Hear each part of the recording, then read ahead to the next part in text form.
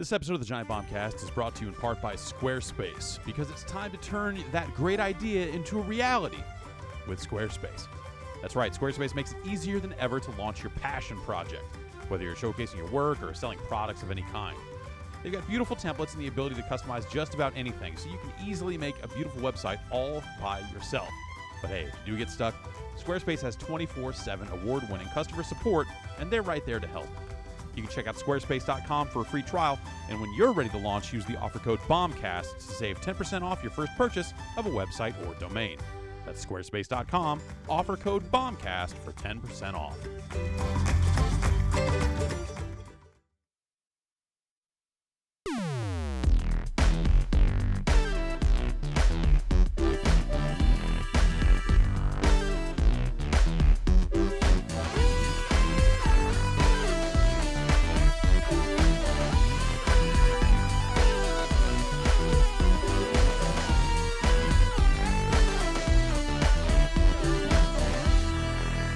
It's Tuesday, June 19th, 2018. We're back in San Francisco. Hooray! E3 is over. San Francisco, it's still here. Can't breathe through my nose.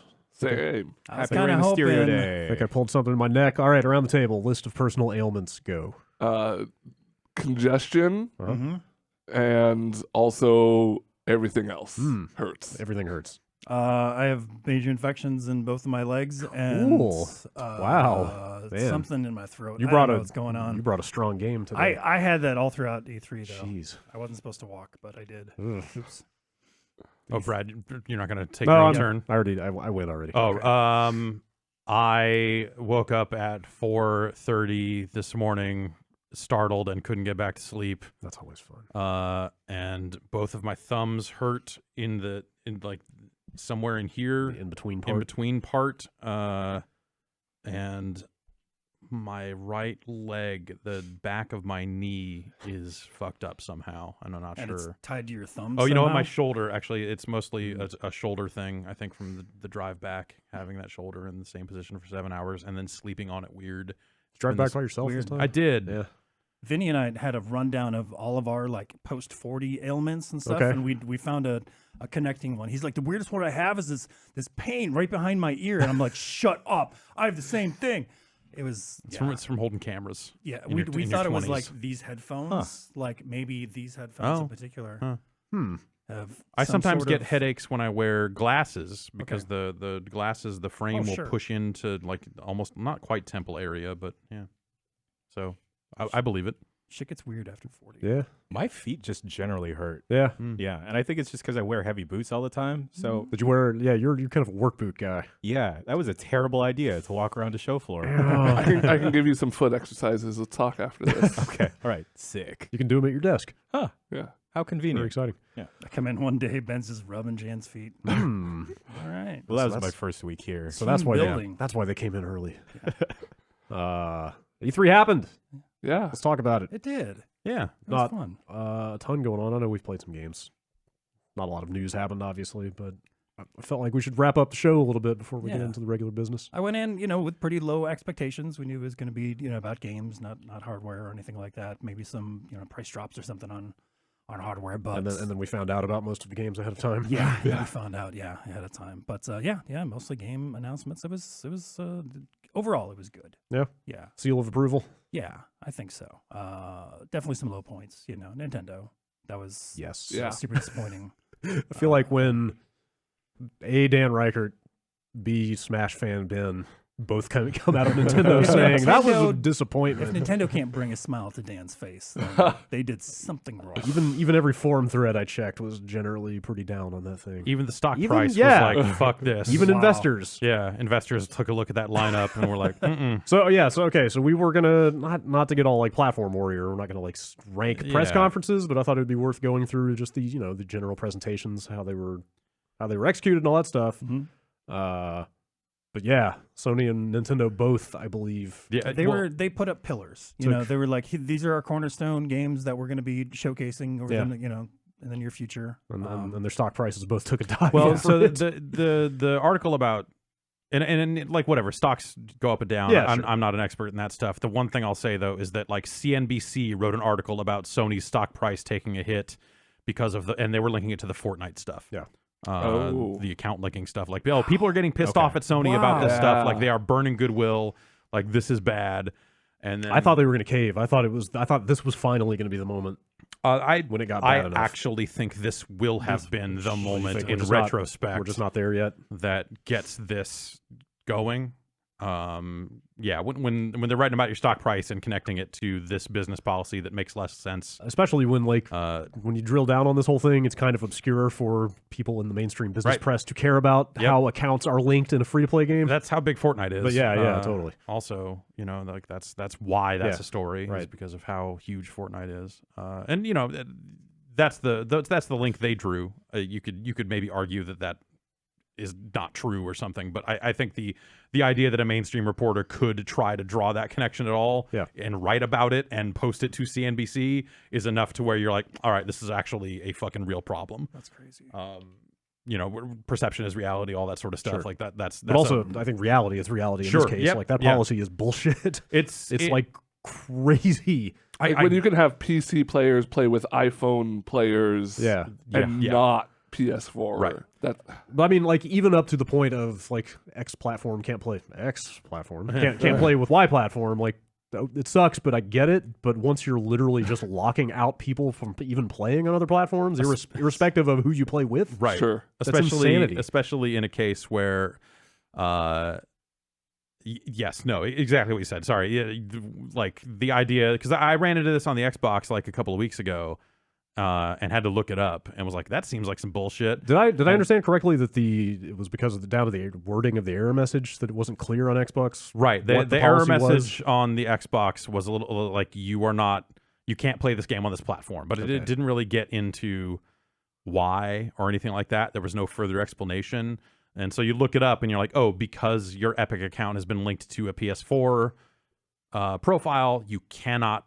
And so I went onto the Epic site and linked my Epic account, which was already linked to my PSN account, to my Xbox account, which is, whatever. I do that on EA, like 2K, all the other companies that have weird services for, like... Even Destiny has it. Yeah, like, hey, everybody. let us fucking email you about shit.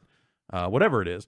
I just go link it all up, because why wouldn't you? But because I had done that, and because I had played Fortnite on the PS4 before... launching it on an Xbox, you get to the screen, and you hit A to log in, and it goes through that process and then rejects you and says, like, hey, basically, like, you can't do this, and is very ambiguous on Xbox. So I looked it up and determined what it was, and was like, that seems like some bullshit. And then it came out on Switch. Yeah, that one was very direct. The error message flat out says, you have played this on another platform that. Yeah. And then there's like a line that's like, do not contact Epic support. We cannot solve this issue. Right. Yeah. And then it says, like, their workaround, or whatever workaround, like, their stated solution is create a second Epic account. Buy all that stuff again. Is, like, what are you going to buy your cosmetics all over again and all? Like, fuck no. So that's the point where it's just like, this is fucking ridiculous. Even if they said, like, hey, we don't want people playing together,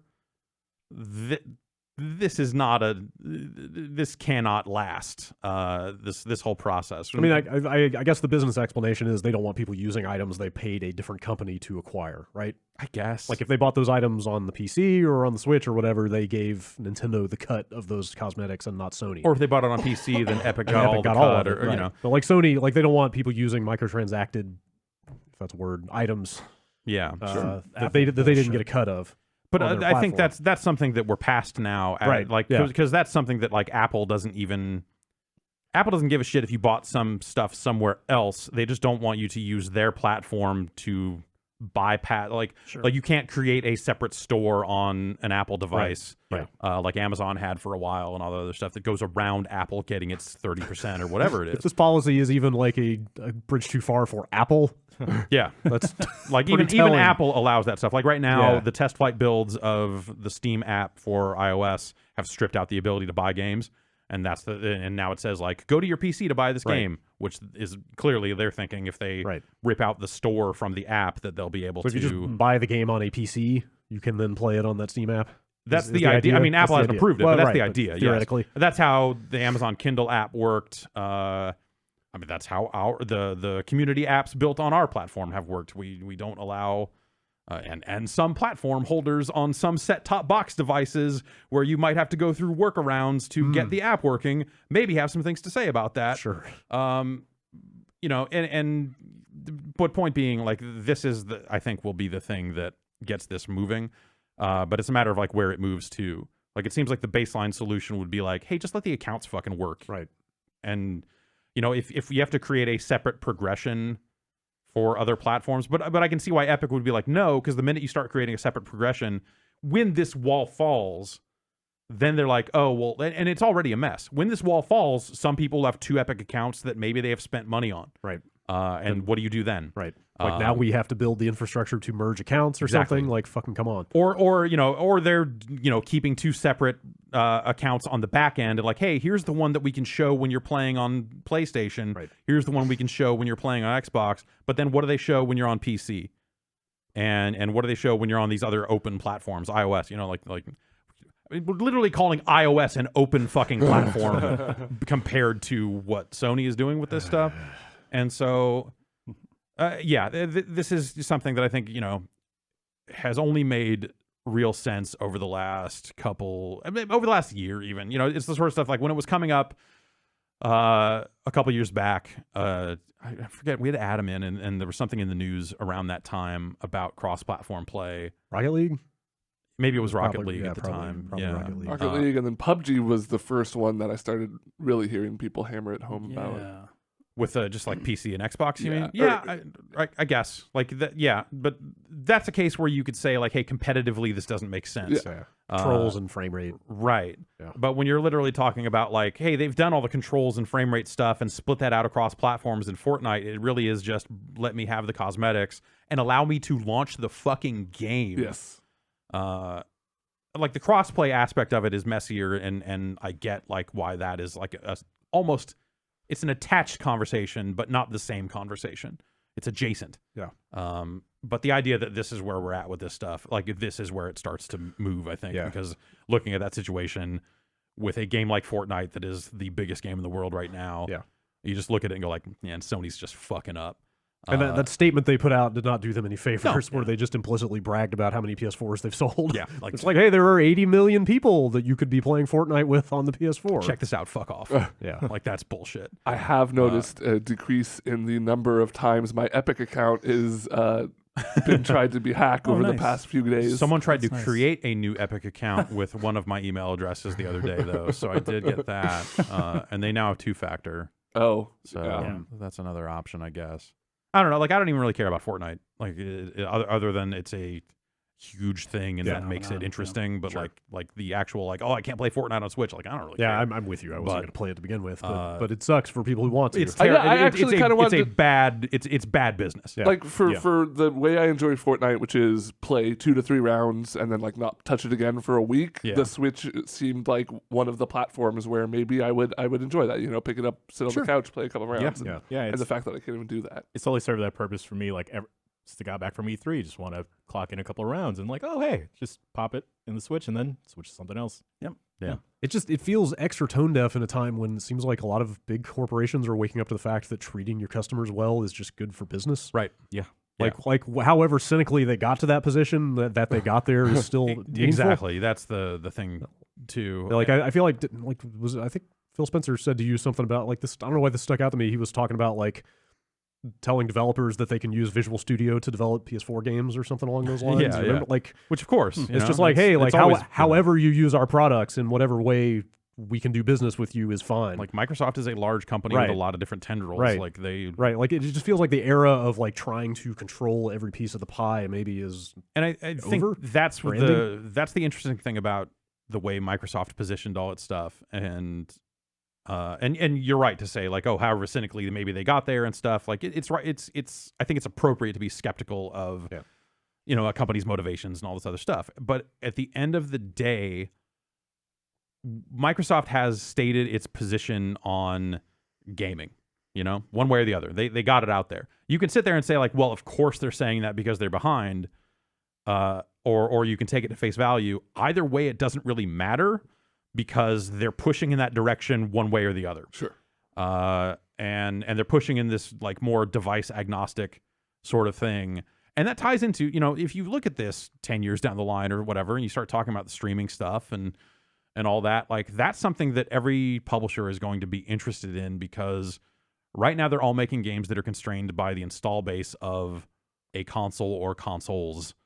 And so, which are still expensive to develop and and manufacture buy. and buy. If they can say like, hey, maybe it's not going to be as sharp of an experience if you're streaming it or whatever and playing it on your phone, but if we can get those customers too, like that's great on a for, device that people already have. Yeah, for a Ubisoft, for an EA, like whoever. Like every publisher is going to look at that and go like, yeah, if we could suddenly sell our games to, or sell a service that allows people to play our games to the, whatever it is, hundreds of millions of people that own phones that might not own a console, like of course they're going to be like, fuck yeah. Yeah. So from that angle, I think, you look at what Microsoft is saying about that sort of stuff, and every bit of their story ties back into that. Again, you can take the cynical approach and be like, hey, they don't have a lot of stuff to show for themselves. That's why they're out there announcing new first-party studios and leaning really heavily on third-party games in their press conference. Either way, they showed a lot of games that I'm interested in playing. Will I play them all on Xbox? Yeah. Maybe not. Probably not. Probably not. Yeah. A lot of them are coming to PC. I already bought a copy of Windows, so they got me there, I guess. Whatever. But it's... Sucker. You look at that, you look at the adaptive controller stuff, it's big and small. All of that stuff starts to fit together, and you look at it and go like, yeah, no, this is a future of gaming that I can appreciate. Like a rosier future than you expected. Right. Kind of. Yeah. And for as much as I get like paranoid and weird about the streaming stuff because like I like games to feel good. Yeah.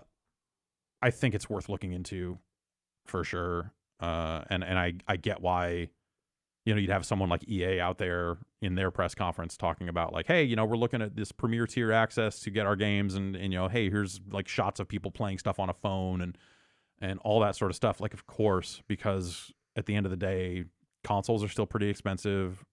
I mean, so are phones, but people buy phones because they're multi-use devices, and they're like, well, I have to have one of these to function in modern society. That's bad that we're at that point, but that's where we're at. Yeah. So if they can sell fucking copies of Battlefield to people that have phones and say, hey, you can play it with a controller, and like as long as you aren't worried about data caps and have a exactly, connection, yeah, and ideally, if we're still talking about stable data connections and data caps 10 years from now, like it's probably got bigger problems over. at that point. It's like whatever. It's the bad guys won at that point. Yeah. I think they are. Yeah. Well, we'll see. I don't think anyone's sitting there going like, oh, fucking all the hot fucking esports players that take this shit seriously, they're going to be playing on their phone. Like, no, of course not. At least. But just a very casual example.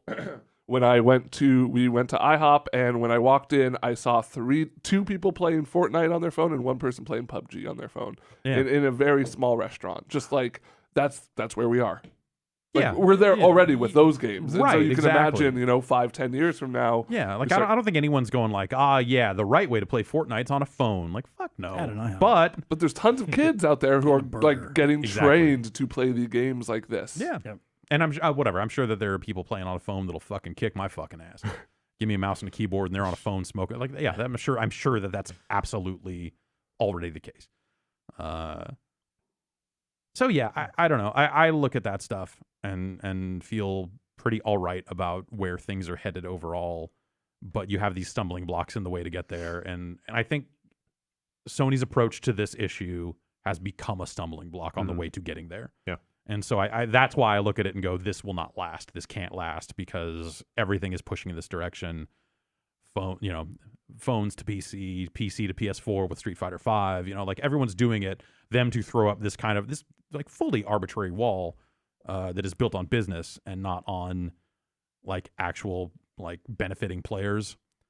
It's the opposite of the message. It's the opposite of the style and the message that they launched the PS4 with. Totally. Now that you mention it, it's the exact opposite of here's how you share games on the PS4. Right. Like here's how you share games with your friends. You fucking don't. Which, if anything, like Sony, of all companies, should know how much things can change from one generation to the next. Hey, right? Yeah, people have short hit could memories be when it comes at to the this top stuff. of the world. And, there's different people in a lot of those positions. Sure. They've had some turnover over there. So we got an email about this issue, which I won't read now, but kind of the crux of it is, at what point does Epic step in and take issues into their own hand? What leverage do they have, though? I mean, they already their hand is to put that error message on the Switch. Yeah. Their hand is to, whoops, we turned those servers on for a couple of days and proved to you that this all works.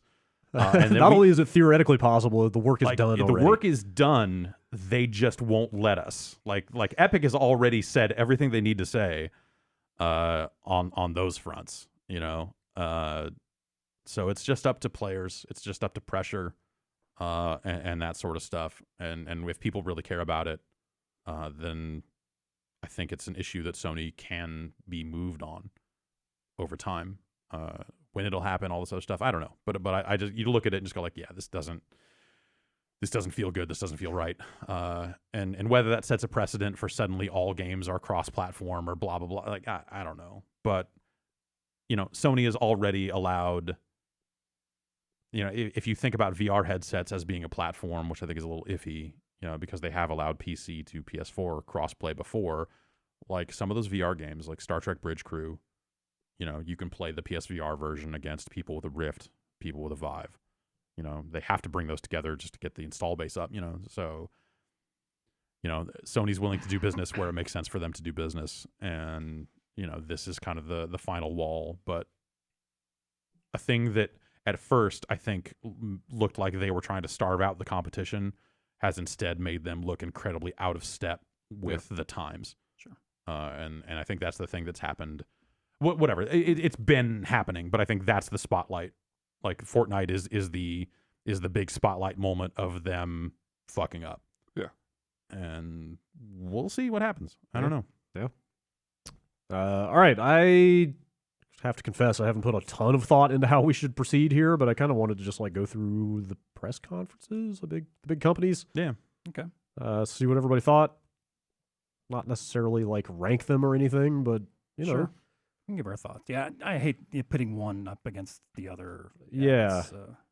It's just a dumb, like, who had the better ad presentation. You know, like at this point, like it's, you know, it's a handful of announcements and that sort of stuff. And, you know, I guess, I don't know, the thing for me which is marketing team won is basically. First of all, I think this might be the year that I am done with the term press conference. Yep, me too. Because they're showcases. They are. There ain't no bar graphs up there anymore. And there's no Wall Street Journal business reporter asking questions at the end. That's not a press and like conference. a third of them were just pre-recorded. Yeah, they're right. Most of them aren't even live. Some of them aren't even live anymore. Media briefing, I don't know, whatever you want to call these things, but like showcases. Yeah. But to me, like that, like, you know, the announcements made in them is part of it, but they're also just events unto themselves. You know, like they are themselves a piece of entertainment. Yeah. At this point, Like the Bethesda. Yeah, Ubisoft had Ubisoft, that. The like, Bethesda fun. one had skits. Right. Like some of them are infomercials, some of them are fun infomercials. yeah, okay, Yeah. sure. I like a good fun infomercial every once in a while. Totally, yeah. Sure. So one with the skin toner thing where you just see people rubbing the thing on their face Yeah. and dragging their face up. And it's like I got a facelift. Like, that's great. Magic Bullet. Yeah, Magic Bullet is another hit fave. What is that?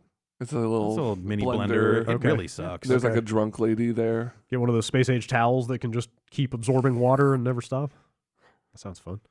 Marino collected some stats on all As this the stuff. Marino do. Yes, our illustrious moderator friend of the site. That dude put up a lot of trailers. Yeah, he did. Yeah. He posted a lot, like hundreds of videos Thank you, sir. over the last 2 weeks. This stuff is not exactly scientific, but It's like he set up some voting Yeah. during some of those conferences in our chat, Yeah. which is, you know, it's not science. no, but you know, each one got roughly an equivalent number of votes, All like right. somewhere between 600 and let's see. Yeah, okay. The lowest number of votes was a little over 600. The highest was 800. Yeah. So a similar number of people weighed in on each press conference. Not a huge sample size, Yeah, just- compared to the number of viewers we had, Yeah. but yes. Just ask people to rank the conferences on a scale of 1 to 10. Microsoft way out in front Way out. with an average of 8.21 Yeah. as the favorite press conference. I think that's there's two factors on that, right? I mean, one, they had a lot of games, and then you know, a lot of those games are third-party games. A lot of those games are games coming to other platforms, all that sort of stuff. It still worked though. It worked. Yeah, It was- totally did. You know, like to what end? Like In a at some time point, you're when- like, it worked for what? It worked to get people yeah. excited about the future of video games. But then you're like, I don't need an Xbox platform. Right. I don't need a Microsoft platform to play most of those. It works to get me excited about Cyberpunk, basically. Totally. Yeah. No, that was an awesome closer to the show. I think they paced it well. Like, Yeah. if you want to get into that end of it, I think they had a great show. Like as kind of cheesy and obvious as it was, the whole like Phil Spencer getting hacked thing. Hack.exe. Like that was the worst part. when it was fucking hacks.exe. You're like, come on, guys. Like, write better Cyberpunk than this. Oh, they had to know what they were doing with that. Yeah. They did talk about ice breaking. The actual info about the game. That was the only moment of any press conference on one of our streams that I showed my girlfriend after, like the weekend after. Like, I was just like, check out this moment when we thought it was over, and then they came out with the biggest game of the show. Those are always fun. Yeah, good lineup of games. It moved well. Yeah, and especially compared to Sony and Nintendo that just focused on a few different titles. That's two sides of the same thing. When Sony says, "Hey, we're focusing on 4 games and an incredibly select number of announcements," it's probably a lot easier for Microsoft to say, "We've got a place for your game. Yeah. If you want to bring it over, we're here." Yep. And get a lot of stuff. I don't know if you want to play with your friends on other platforms. We're not saying we can definitely do that, but hey, we're not going to stop you. I guess is the message there. Yeah. You want 30 seconds on a stage? We got an hour 40. Yeah, let's go. Just bring it over. We got the room for like 3 days. Yeah. So this thing can be as long as we it needs to we be. own the theater. It's our out. theater. So hey, let's party. Cuphead DLC. Cuphead DLC. Dude. Yeah. Like that's kind of telling how many announcements there were in that thing that I totally forgot that existed until you just said it. Yeah. And that's cool. Yeah. Some genuine surprises as well, like Devil May Cry. I had no idea it was coming out. Yeah. Oh, they registered those domains. Well, like that yeah. was pretty. I guess didn't know that was going to be at Microsoft. It didn't leak. It didn't leak. Well, Well, no, there were people the saying, domains like, leaked. I mean, It literally domains- was. Okay, People were thinking it'd be like like some sort of bundle or remaster. I don't know. I didn't see a lot of people saying definitely DMC5. I think at some point they registered DevilMayCry5.com.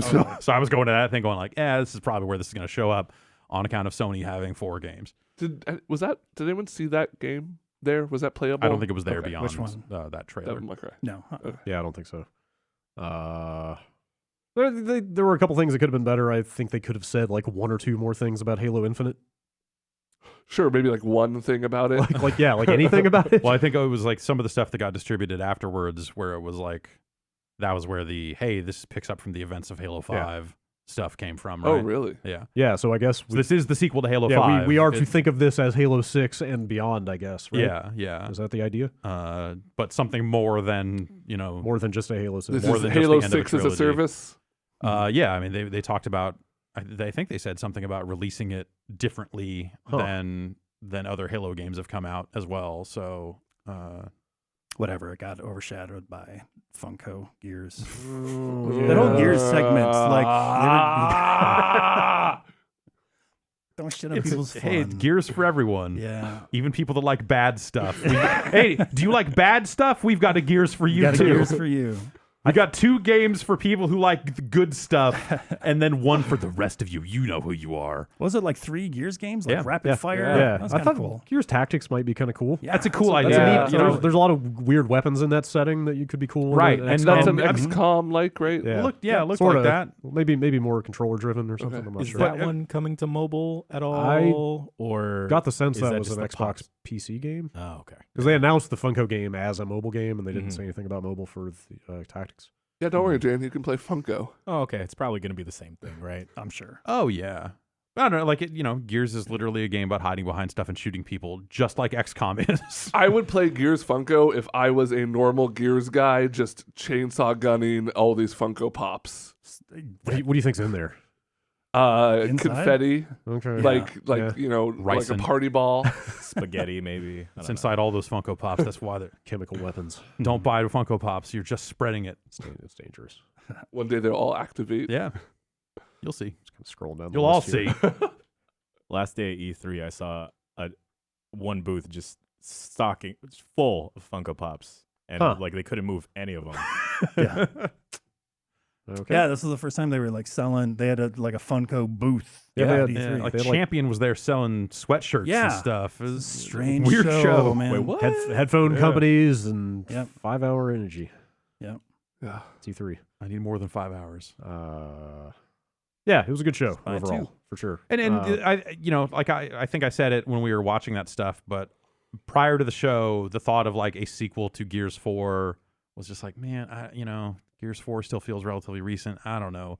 But then everything they showed of Gears 5 and Looked kind of like interesting. different lead character. That didn't leap out to me as somebody who didn't finish 4. I had forgotten that she was not the playable character in the last one, so that's a cool change up. So kind of changing the lead character, changing the setting, and it seems like making it a bigger environment. Okay. From the looks of it, I hope that shows well. You look at it and go like, okay, these seem like good reasons for there to be another Gears. Yeah, if they're going to keep hammering on those like pillar franchises, at least change them up. Changing the design of them is nice to see. I think that's the potentially cool thing about Halo Yeah, Infinite. Also, like the announcement of a Halo 6 seems like a done deal in terms of just like what that is. And then it's a matter of like, do they bring Warzone back? Do they do a different big mode? What are they doing? I heard some super vague implications about that, which I think you also heard around the show. Like so vague, I'm afraid to talk about it, but it sounded like almost kind of open worldy. Promising stuff. Yeah. About what what Halo Infinite could be. I don't know. Like it's hard to tell from that trailer, but like, the way they focus on the big open landscapes and stuff, like it makes it seem like that could be. That could be cool. Yeah, for sure. Mm-hmm. Sony came in second, narrowly edging out Ubisoft with 6.77 on the ranking. I am glad I did not go to that press conference in person. Wow. Huh. So they little shuttled weird people into like this pop-up church. Yeah, it was basically a setting from Last of Us 2. Yeah. Which is like a cool idea, but If you want to I set don't the think it stage. was. Yeah, I don't sure. think it was worth the weird disruption and flow. Well, yeah, because they moved all those people out Yeah. of there to another area Like- afterwards, and like in between, they were like making announcements, on the Like the showing stream, but stuff and and the people that were there in attendance had no idea. Like they're checking Twitter to find out what the hell's going on at the press conference that they're at. Yeah. I don't understand, but I mean it looked good on stream, But then there was the weird break where they cut to, Yeah, that was just the like- talking. like they worked their pre-show stuff into the show. Yeah. Which is Right. that's a way to go. I don't know. Like again, I think some of that speaks to the way this stuff is changing, and it's not a press conference; it's a show, and it's a showing of stuff. And Right. the last couple of years they've been focused on their orchestra and hey, it's snowing in the theater and all this other stuff. Like, whatever. I thought I kind of liked the musical performance. Like that stuff is cool. It was I think nice. It's, I think it's neat to showcase composers and performers. It's for stuff like that. That stuff's cool But from the- like but- an entertainment perspective, Right, but but it's not. the let's talk to Sean Layden for 12 minutes while we move people around. Yeah. Yeah. Hey, you guys like Gears or God of War? Yeah. Cool. Would you like to do a new Game Plus Play mode it for again? it? Definitely no. Sure. Yeah, I guess. Well, it's coming soon. Cool. Yay! Yeah, Yeah, that it's stuff was a little, It hit the momentum pretty hard. especially when you start to get into, there's stuff about name changes that they've gotten questions about. That And it's like the idea that they haven't gotten there on that stuff yet. Like, I still think the opening to a press conference for them should just be like full screen PS4 UI. Somebody like deleting their name and typing in a new one. Deleted like yeah, Rad like- Spencer guy 62. But yeah, something clearly made when you were like 13 years old. Yeah. the thing with that though is that's something that their competition has allowed for years. So the more of a spotlight you sure, give it, the sure. more it spotlights how behind I you guess, are on yes. that particular That's fair. feature. That is Yeah, fair. but fans are gonna still be loud as ever about wanting it. And that's why you do it at PSX, not E3. Sure.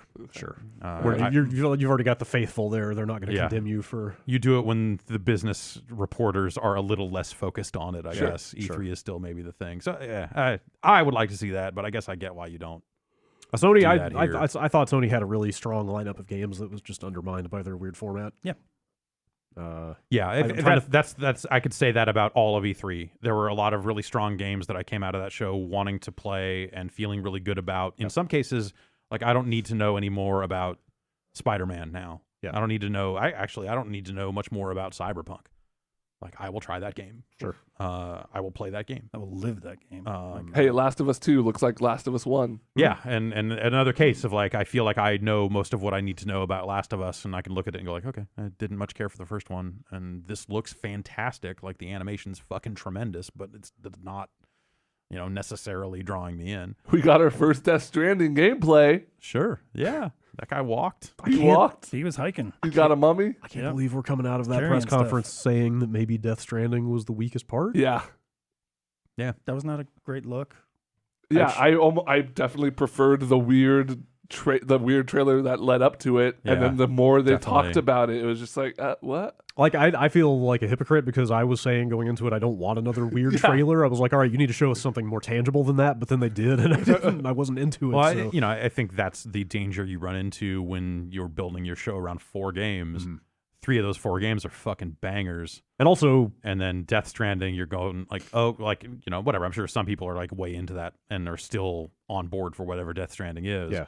But when you've got substantial looks at those other 3 games that really fill in a lot of blanks, that's you go like, okay, that's what it was. Like these are meaty presentations for this game. Those feel like complete games. And then the 4th one is like a Kojima trailer, but without any of the cool stuff that you got out of the Metal Gear Kojima trailers, which is like, oh, he's flipping the thing I know on its head. Right. It's a total unknown now, and you're like, I don't really care that the Bionic Woman. I mean, I care that the Bionic Woman is in this game. Did you see the thing with her necklace? Somebody decoded. Nope. The jewels in her necklace, the way they were spaced out, goes back to some sort of hexadecimal code, and it like translated to, hey, we know you guys are looking for clues in everything, but there's not going to be clues in everything. That's okay. Sure. I'll get on board with that. I don't know. For me, like, they needed to replace all that weirdness with something, but what they replaced it with was just this like languid tone poem of walking across landscapes. Which it's nice to see what the game looks like. And I think that's that's the whole game, right? I mean, I think that's an appropriate thing to show about that game, but it's that game in that setting, in a showcase with 3 other games on it that gives it a spotlight that it didn't need. If that had been like the last thing in a show of 20 games, it would have been totally fine. But when you've got 4 things, each one of those things has a ton of heavy lifting to do. Yeah. And three of those games did it. Incredible. Like we didn't know almost nothing about that game going into it. Yeah. And then here's an extended gameplay sequence that we find out after the fact is just like a side mission. Yeah, like that's even more incredible. That was what really made that game come together, was going to that meeting and having the director there, and he was willing to answer practically every question we asked. Yeah. And we just got a really good sense of what that game is, which we did not get for Death Stranding. Yeah, I think mystery in games. The blood has thing is a place, button prompt, right? Yeah, like yes. you can just hit a button and just like you can fling you can wipe the sword on your sleeve and put it away whenever you want. All I need is my understanding. But they also had Neo 2 was there. Yeah, there's another game cool. I totally forgot got announced. Like the Remedy game looked really cool. Yeah, I thought RE2 looked really nice. Right. I might even say, like, for me personally, like that third party stuff at Sony was more interesting to me than the first party stuff, but your mileage may vary, I guess. Sure. Like Control looks really cool. Yeah, totally. I really wanted to it sounds fascinating. The hearing that it's like almost Metroidvania in format. Yeah. Really piqued my interest. Weird breathing gun. Ubisoft came in right after Sony on our informal chat ranking, like neck and neck. Which I have to imagine was largely on the strength of that Just Dance number. The pandas, that was pretty like infectious. Maybe my favorite part of that press conference. I wanted the Just Dance. That was a good idea. I needed something uplifting at that point. Yes, for sure. Kind of got you going. Yeah. But then they went right into like State of Decay 2, or not State of Decay, Division 2, which was a huge bummer, and also Washington D.C. I think like looking at the Division 2 and everything they're saying about it as a video game. Yeah. Is a much better showing of it than their fucking DC is a nightmare. Like tonal right. stuff. Also, that stuff's just like some of the quotes going around the show after, like the couple days after, about how they don't view the game as at all political. Right. Yeah. When like you're making a game about Washington DC tearing itself apart. They have to say that. Do they? I mean, the game is really about. I mean, like yes, like that is a dumb way of framing it. But ultimately, that game is about a societal breakdown. Yeah. Based off this, disease, the spreading of this virus or whatever. But the imagery carries its own weight. It does. Divorced from like whatever the supposed backstory is. It's a case of them trying to have it both ways of invoking all of this stuff. And then saying like, oh, but no, it's really just like, oh, well, DC, all places would be a bad place if this virus hit. But you chose to set it here. Yeah. It's not political, but it's not partisan. Like, it's them trying to say like, oh, we're not taking sides. which is it's not political. That's what that means. Yeah, which like, you know, it's not taking a side. It's hard to take sides when the story of the game is this virus and all this other Yes. stuff and all that, unless they say like, hey, you can be one of the top boys or construction dudes or whatever the fuck the factions in the game are this time. Yeah. Like, we're the construction workers that are mad and we got guns. Or like, we're the strip club bloggers. workers. Yeah, we're the bloggers that got guns. Oh, we got to stop the bloggers. They're up on 59th causing a ruckus. I want the DC interns to be like a Yeah. So, yeah, like, I get it, but also, you know, saying it's, like, not political is the wrong way to say, like, your game that you are constantly pulling political imagery out. Yeah. And saying stuff like, DC is the democratic center of the universe, and we need to rescue it. Yeah. Can't not be political. Also agreed, but hey, what are you gonna do? Yeah. God, what else do they have? I mean, Assassins looked fine, but A, it got leaked. B, it looked fine. I mean, you know, people love Origins. So if it's another game like Origins, that's probably an okay thing. Yeah. I didn't get the feeling that people were like jumping out of their seats for it. The thing is, that game is like 6 months old. I would have been way more excited if it was another Bayek story. This just seems like I don't know, like the AC 1 to 2 kind of thing, or the 2 to Brotherhood. The part that they're carrying over of I forget her name, but the real world counterpart was definitely by far the least interesting part of Origins. Right. They just kind of need something to justify why they have changed everything else. Yeah. So why not? And it's a different. I understand it's a different team working on it. It's been working on it for a long time, and you know they didn't know going in that Bayek would be such a strong character. But I think best new character of 2017. I think that's partially the downfall of that structure of, you know, annual games given off to different teams. Sure. Is that it's harder for those teams to build off of, To iterate, or to respond to the reaction yes, to totally. those games. To pivot if necessary. Yeah, so you know, like they obviously they built off of things in Origins in that game. You look at it, you're like, yeah, I see a lot of Origins here, but it seems like a lot of those decisions were probably made in a vacuum before there was a public reaction. So Right. yeah, I think that's. I guess like that's how you get a Syndicate the year after a Unity, because that game was already so deep in production. Yeah. By the time Unity exploded, And like they had to finish it. For me, it's like the setting and the time and all that other stuff. Like that's not an interesting part of history to me. So like I did hang out with Socrates. Yeah, and he does look like Bear Hugger. that does sound okay. He told me to go fight a bear. Well, that's shit, man. I don't know how I feel about their historical figure as mission giver thing at this Oh, point. yeah. Like Yeah, it feels so played. Yeah. Yeah, those first handful of games when they did it, Like It was Da fun. Vinci was really... because it was the first one. It was like, all right, sure, that's Yeah, fun. like- and he builds contraptions. Of Yeah, course, of course he yeah, does. great. Makes sense. Did Yeah. they ever do Benjamin Franklin? I don't know. Who they Yes, had he was in. 3. I think Okay. he was in that game. I think that's another Yeah. good one. Like I fucking. think he was in there. Syndicate had, I think, Charles Darwin and Charles Dickens, if I'm not mistaken, or definitely at least Dickens. Charlie I don't know. Chaplin. Yeah. Yeah. I don't know, man. Anyway. Whatever. You know, that game looks like it'll be totally okay. Yeah. But like you know, Yeah. that stuff doesn't like I said, the setting. Yeah.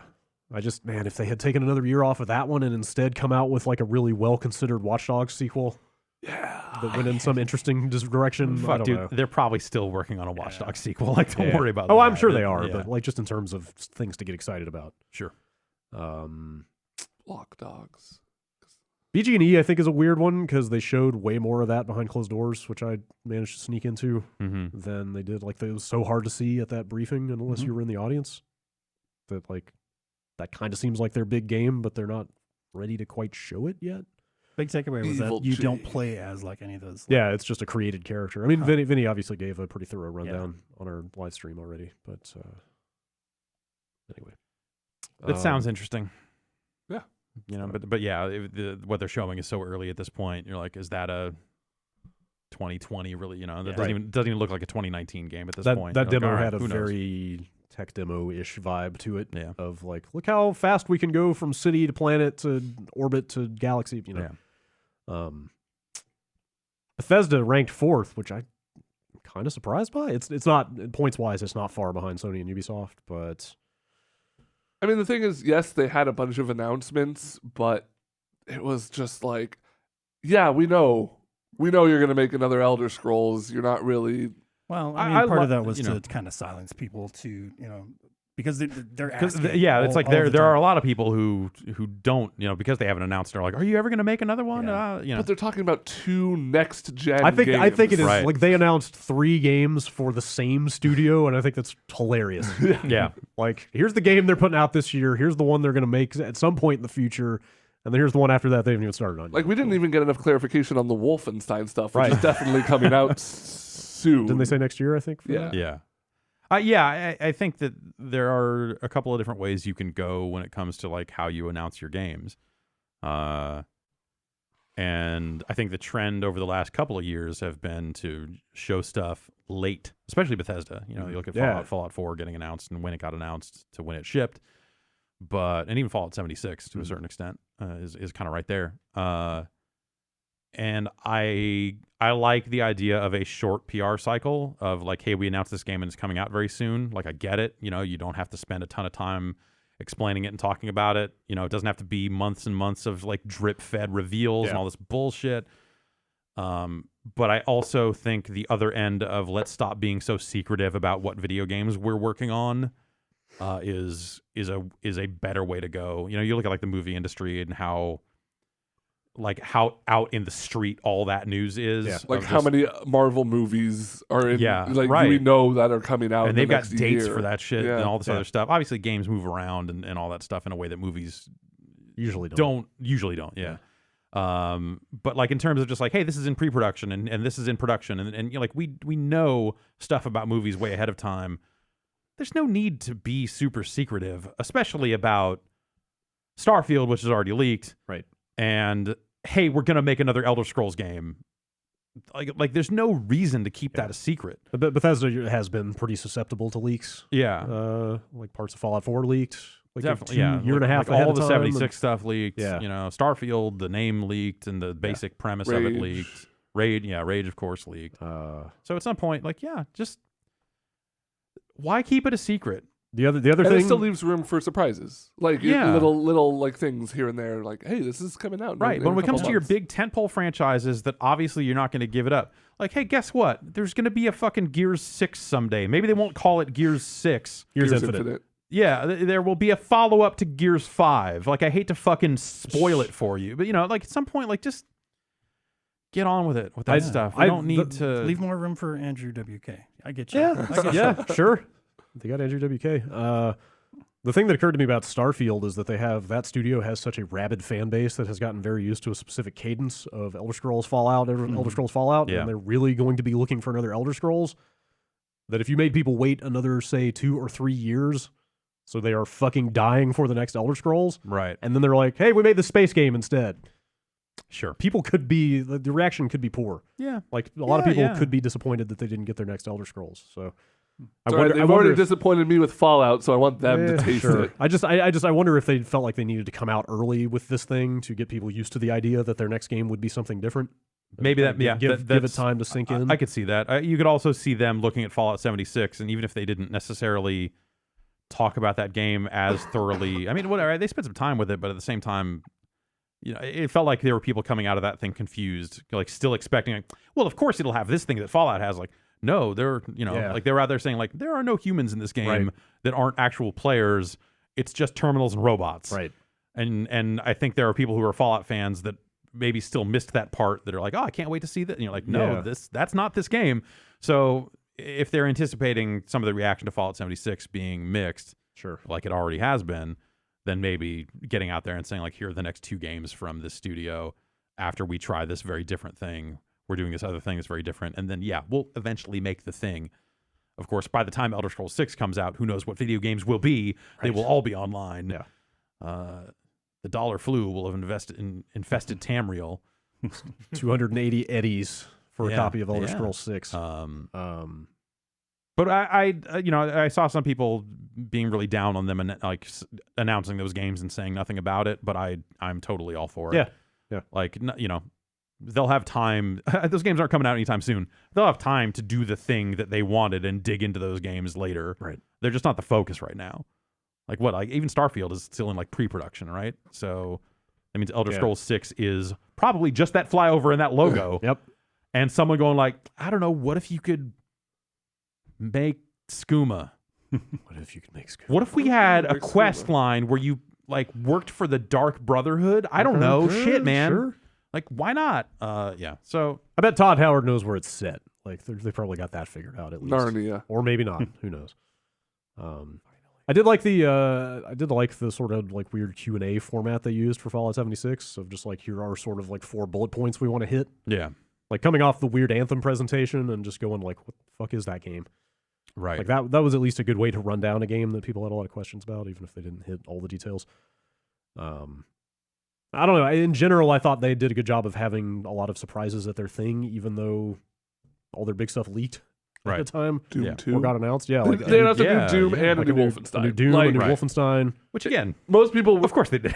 well, I mean, most people going in were like either or, right? Like, Oh, it'd be sure, really sure. cool if Yeah. they announced another Doom or another Wolfenstein. Right. More Doom, I think, than Wolfenstein. Yeah. kinda Yeah, across I the think board, if you but- look at it as a Yeah. flip-floppy Yeah. sort of thing, you're like, it's Doom's time, and then we'll get around to Wolfenstein 3, Yeah. which I think is right. It's just they're also going to do this smaller. Like, it sounds like Side story-ish. they're looking to frame that as something similar to what the Old Blood or whatever. Oh, for Yeah. the Youngblood? Yeah. Did they come out and say or imply that? I think the Okay. I've seen the implication that like Okay, that's good You're to meant know. to think of this as something similar to A that. what if This is sort not of. not Wolfenstein Yeah. 3 Yeah. necessarily. Right. Okay. Yeah, I think a lot of us were like, no, it's too soon for a sequel to Doom, too late for DLC, maybe the Yeah. same for like Wolfenstein. But yeah, they hit us with both. I feel like I was pretty locked in on. Of course, they're going to announce Doom here from the Oh, get go. really? Like it just always seemed like this would be the time to say it. And you know, But yeah, whatever. They didn't say a lot about it, but just what they did have there, the traffic light, you know, Yeah. just certain shots were just enough, I think, for people to get excited about. But the name still leaves me wondering. I think it's really just a matter of like. I had this conversation with I went on. There was a Capcom event, and it was when they were announcing RE6. I think it was 6. Yeah, it would have had to have been 6. And talking to them, you know, through a translator, just over dinner, talking to them about numbering in games, and they're like 6. It's crazy that like, and even they were like, yeah, it's weird to be making a game that looks like a 6. Like, what, you know, you do a 7, you know, like what's Final Fantasy 20, Right. like just getting into that whole thing, of just like at some point these numbers are meaningless, especially in games like Final Fantasy, where everything is be a different retelling of a story, or not even a retelling, but like here's a different story, different characters, all this other stuff. Like Right. Resident Evil is not too far off from that at this point. You know, Doom and it sounds like Halo are both actual continuations of their stories, but Yeah. at the same time, I get the idea of saying like, hey, we don't want to say, hey, if you didn't play Halo 1 through 5, don't bother playing 6. I saw that exact thing, and I can't remember what game it was in relation to, but it was some game that has dropped numbers and Yeah. started moving to subtitles, and that was the exact thing, was like, we don't want people to think they can't get into this series because there are already 5 of them, Right. or something like that. Yeah, I think that's a smart move. Yeah. And I think it's why games got into subtitles and stuff like that. It's why Call of Duty, has numberings on its subtitles. Yeah. But this isn't Call of Duty 11 or Right. whatever the fuck it would have Yeah. been. I think it's just a friendlier look to people that maybe don't have huge familiarity with the franchise. Valve like- ahead of the curve by never going past 2. Exactly. Smart. Yep. So smart. Yep, for sure. All right, that's most of the press conferences down. Let's take a quick break, and we'll come back and run down the rest. E3 continues after this. No.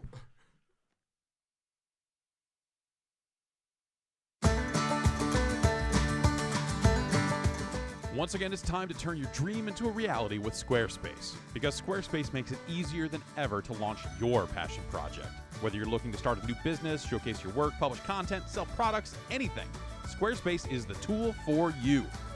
They've got beautiful templates, and they've been created by world-class designers. You know it, world-class designers. Plus, you've got the ability to customize just about anything with a few clicks, so you can easily make a beautiful website all by yourself. Squarespace also has powerful e-commerce functionality. Yeah. And that lets you sell anything online. They've got analytics help so you can help grow your site in real time. Everything's optimized for mobile right out of the box, and there's nothing to patch or upgrade ever. Buying domains is simple, and you get the help you need with Squarespace's 24/7 award-winning customer support. Did you know that Squarespace empowers millions of people, from designers to lawyers, artists to players, even restaurants and gyms, to turn great ideas into something real? That's right, real. Check out squarespace.com for a free trial. And when you're ready to launch, use the offer code BOMBCAST and you'll save 10% off your first purchase of a website or domain. That's squarespace.com, and the offer code is BOMBCAST for 10% off.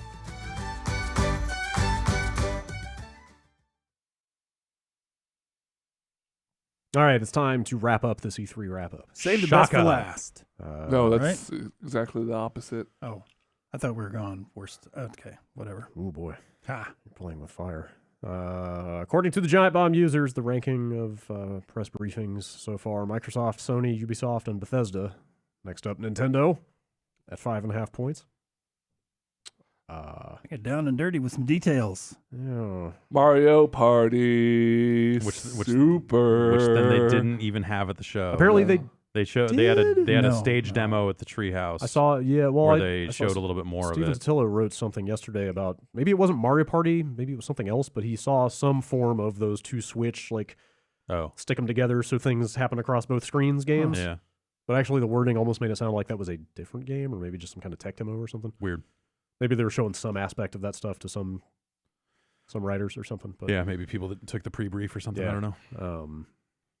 but yeah, Smash Brothers. There's a lot of Smash going on there. Yeah. So this is a new game, essentially, Yeah. No. right? They're bringing everybody. Sure. I actually got the opportunity to speak to a pro player slash fan of the site about his impressions on it. He went through the line like 3 or 4 times to play it, and he said very much in his opinion, and he's a pro Melee player. Very much in his opinion, this is like 4.5. This is Smash 4.5. It's touched up in the direction of bringing it more to a competitive ground from 4. And he was saying that the coolest thing in his opinion is he got a chance to talk to Sakurai and some people about it, and they seem really serious about responding to fan feedback in these next few months. The impression is that they're going to kind of bring it around, play it here and there at different shows and stuff, and you know, they're watching and listening to fan feedback, which coming from even 5 years ago when they would update the Smash 4 and say, we've made changes to the game, and players had to take the old version of the game and the new version of the game and play every character to see what the differences were. Adjustments were made for performance and stability. Yep. So even coming from that, that's a huge move if they're serious about Right. Yeah. this That's talk. just but- that's what competitive game. I'm trying to think. Did they do any of that for Splatoon? Like, as they made changes to Splatoon, did they get out there with specifics ever? I don't know. I feel like they kind of did with ARMS a little bit, Yeah. Yeah. Okay. They but not definitely- certainly not Yeah, the there's tens of nothing- thousands yeah. of changes Yeah, that they're right. proposing in this. There's this new nothing. Smash. There's nothing built into the Switch to show patch notes. really? So like the way there is on PS4. Yeah, not sure. that people, not that developers use that appropriately. Yeah. Man, I fucking hate every time you go to that and it's just 4 notes go to blank URL. Yeah. And it's just like the main front page of a website, and you Right. get there and you're like, now I have to tell you that I'm over 18, and then I'm just getting to a page that says order the game now. Just put your patch notes where the Like, patch notes go. Yeah. I love patch notes. I love want to read them. I'm struggling to think of what else they showed besides Mario Party. There's that and mech game. Smash. Oh yeah, Yeah. Ex from Machina. Software. Yeah. Had Sounds- it look like Armored Core. Looked a little Armored Core-ish Yeah. Sounds like in their designs. I don't remember what all the pedigrees are, Mech but May it Cry. sounds like there are some names from the world of mechs working on that game. Okay. That's all I got for you. I mean, people that worked on. Mr. I'm Mech Liger himself. Zero. afraid Yeah. to say which. Uncle Mech. I don't know. Oh man, Uncle Mech people- is on this yeah. one. Shit. Optimus Prime. People. He's not a mech. Crazy. I'm No, sorry. he's not I'm a- sorry. He's not God a mech. damn I it. know he's not. I was trying to think of famous mechs. people what got mech chops. Robot Jocks. The makers of Robot Jocks are on this one. Crazy Uncle Laser Beam. Like people doing designs for Charlie mechs. Day. Now I'm trying to find it. I should fucking look this up now. Xeno Chronicles. Oh, yeah. Apparently that was just DLC. DLC for 2. Yeah, that was Yeah. DLC for 2. Which I had forgotten there was a 2. Or I mean, I'd forgotten that game that came out Like last you year said, was like, 2. oh, it's a sequel, and I was looking at it going, like, I'm pretty sure 2 came You're out, right. but I don't know either. What I mean is I forgot that was 2. Yeah. I forgot that was a sequel already. Did you do the quick look on that? I did, but again, I forgot. Yeah, I forgot that there was a Sure. what was it, Wii U? What was Yeah. it, Yeah, Wii U? sure. Yes. I've lost the Yeah. chronology of those. I never games. had it. It's a good spot to be in. I really hope you don't have to grind as much as you did in the actual game because it took hours to unlock a bunch of the core mechanics in that game. I hope it just dumps you in to It's like, like, here's everything. more story. Yeah. Fuck, Yeah. man. I was gonna say Macross. Yeah, it's the guy from Macross is Wow. doing Okay. stuff for that Demon X Machina. Fuck yeah. Let's see. That was a hard rocking They- trailer. Yeah. They showed Yeah. the Platinum game. Was it Babylon's Fall? That's that was a Square. Oh, that was a Yeah. Square. I'm Yeah. sorry. You're right. What am I thinking about? There was I something don't that had a similar art style, wasn't there? Maybe I'm just getting press conferences mixed up at this Yeah. point. there was Killer Queen. Overcooked 2 Right, was right. not announced, though that had leaked out as well. Did they show Octopath Traveler? Yeah, they did. Yeah. I saw. So they put out a new demo, which apparently is the full game. That's just time limited to 3 Yeah, hours. 3 hours. So you just download the whole And thing. your progress carries yeah, over, your right? save carries Yeah. over. I've read exactly one forum thread about that thing and saw people saying it was super boring.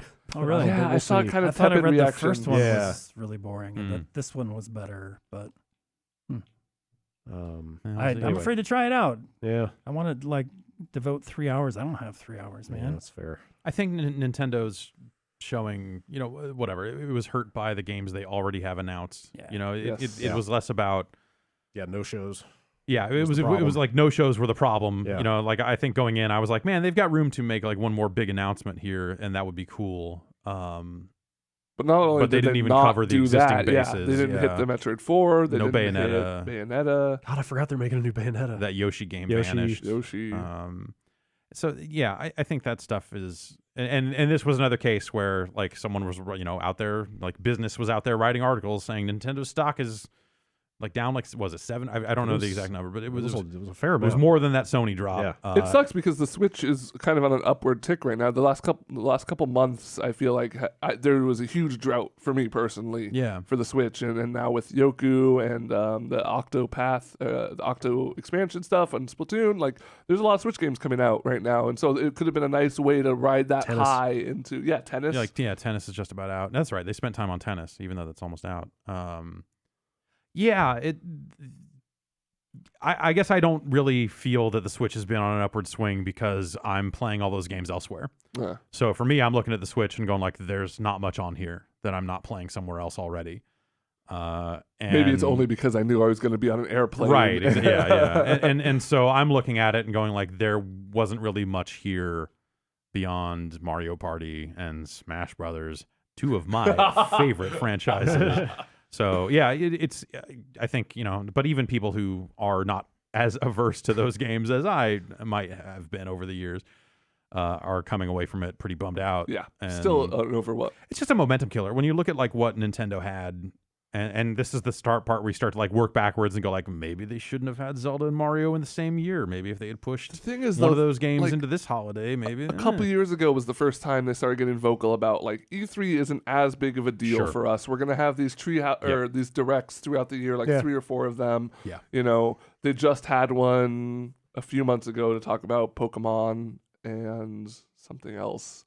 Yeah. And then they had that one a few months ago to talk about tennis and But they have Yeah, the Smash Smash teams, Directs, yeah. Yeah. wouldn't they save And that's all of those changes? I think for? that's the thing is these things happen more often and E3 doesn't matter, but it's more a case of like it's June and the holiday feels weak in terms of what they're going to put out this year. and it feels like that online service launch is just going to come and go. that's that's the biggest thing that I think they should have hit and didn't touch on at all. Instead, it just sounds like you're not going to be able to play Splatoon past September. Right. Or tennis, which is Or just about to come out. Like instead, it's like it's more of a like, okay, one day you can play online for free, and the next day you can't. Smash isn't coming out until December, right? And then the online service launches in September. What am I going to be doing with that online service other than paying you to be allowed to continue playing these games that I'm already done playing? Like to their credit, they recognize the importance of like a value-added service. Like how PlayStation Plus has free games and stuff like that. Yeah. But they could have gotten out there and talked about that NES stuff a little bit. Yep. And You know, but that's the Cloud sort of thing that saves, right? they could just as easily do that in late August, Well, a they week could. before it launches, and Yeah. the information will have been out there early enough for people who were going to sign up. Yeah, but they should also But- they should be cognizant of the fact that it's still E3 and there's still a lot of eyeballs on them. I think they need to bring something. to squander their E3 thing on Smash patch notes and look at this helmet crack up, but it reforms, and to claim that that is one of the 10,000 changes they're making, you're just like, dude, all right, Yo, we trainer got a new I face. get it. Nothing was ready. Jeff, the Wii Fit trainer has a new face. Fuck. Wii Fit trainer should have a face. Can I unlock old face? Because what the fuck? They're ruining Oh, you know what? Smash We're not Brothers. talking They've already about that ruined yet. Snake's butt. You know what should there's not have less a Yeah, face? now. nerfing Snake's ass, nerfing Wii Fit Trainer's face. Ridiculous. I just have to say real fast, what should not have a face is the Doom guy.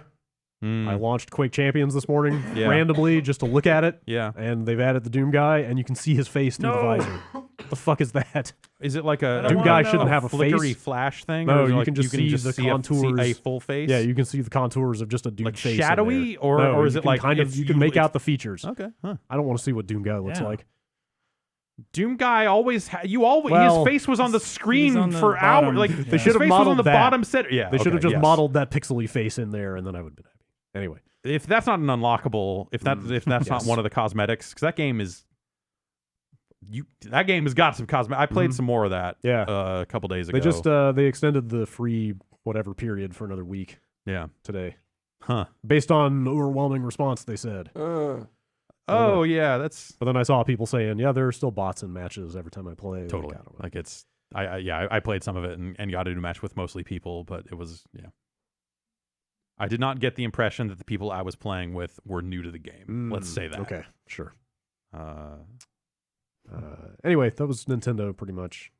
Can't Fire think- Emblem think 2. of- yeah, right, and yeah, that was sure, the Fire other Emblem thing. stuff. Yeah.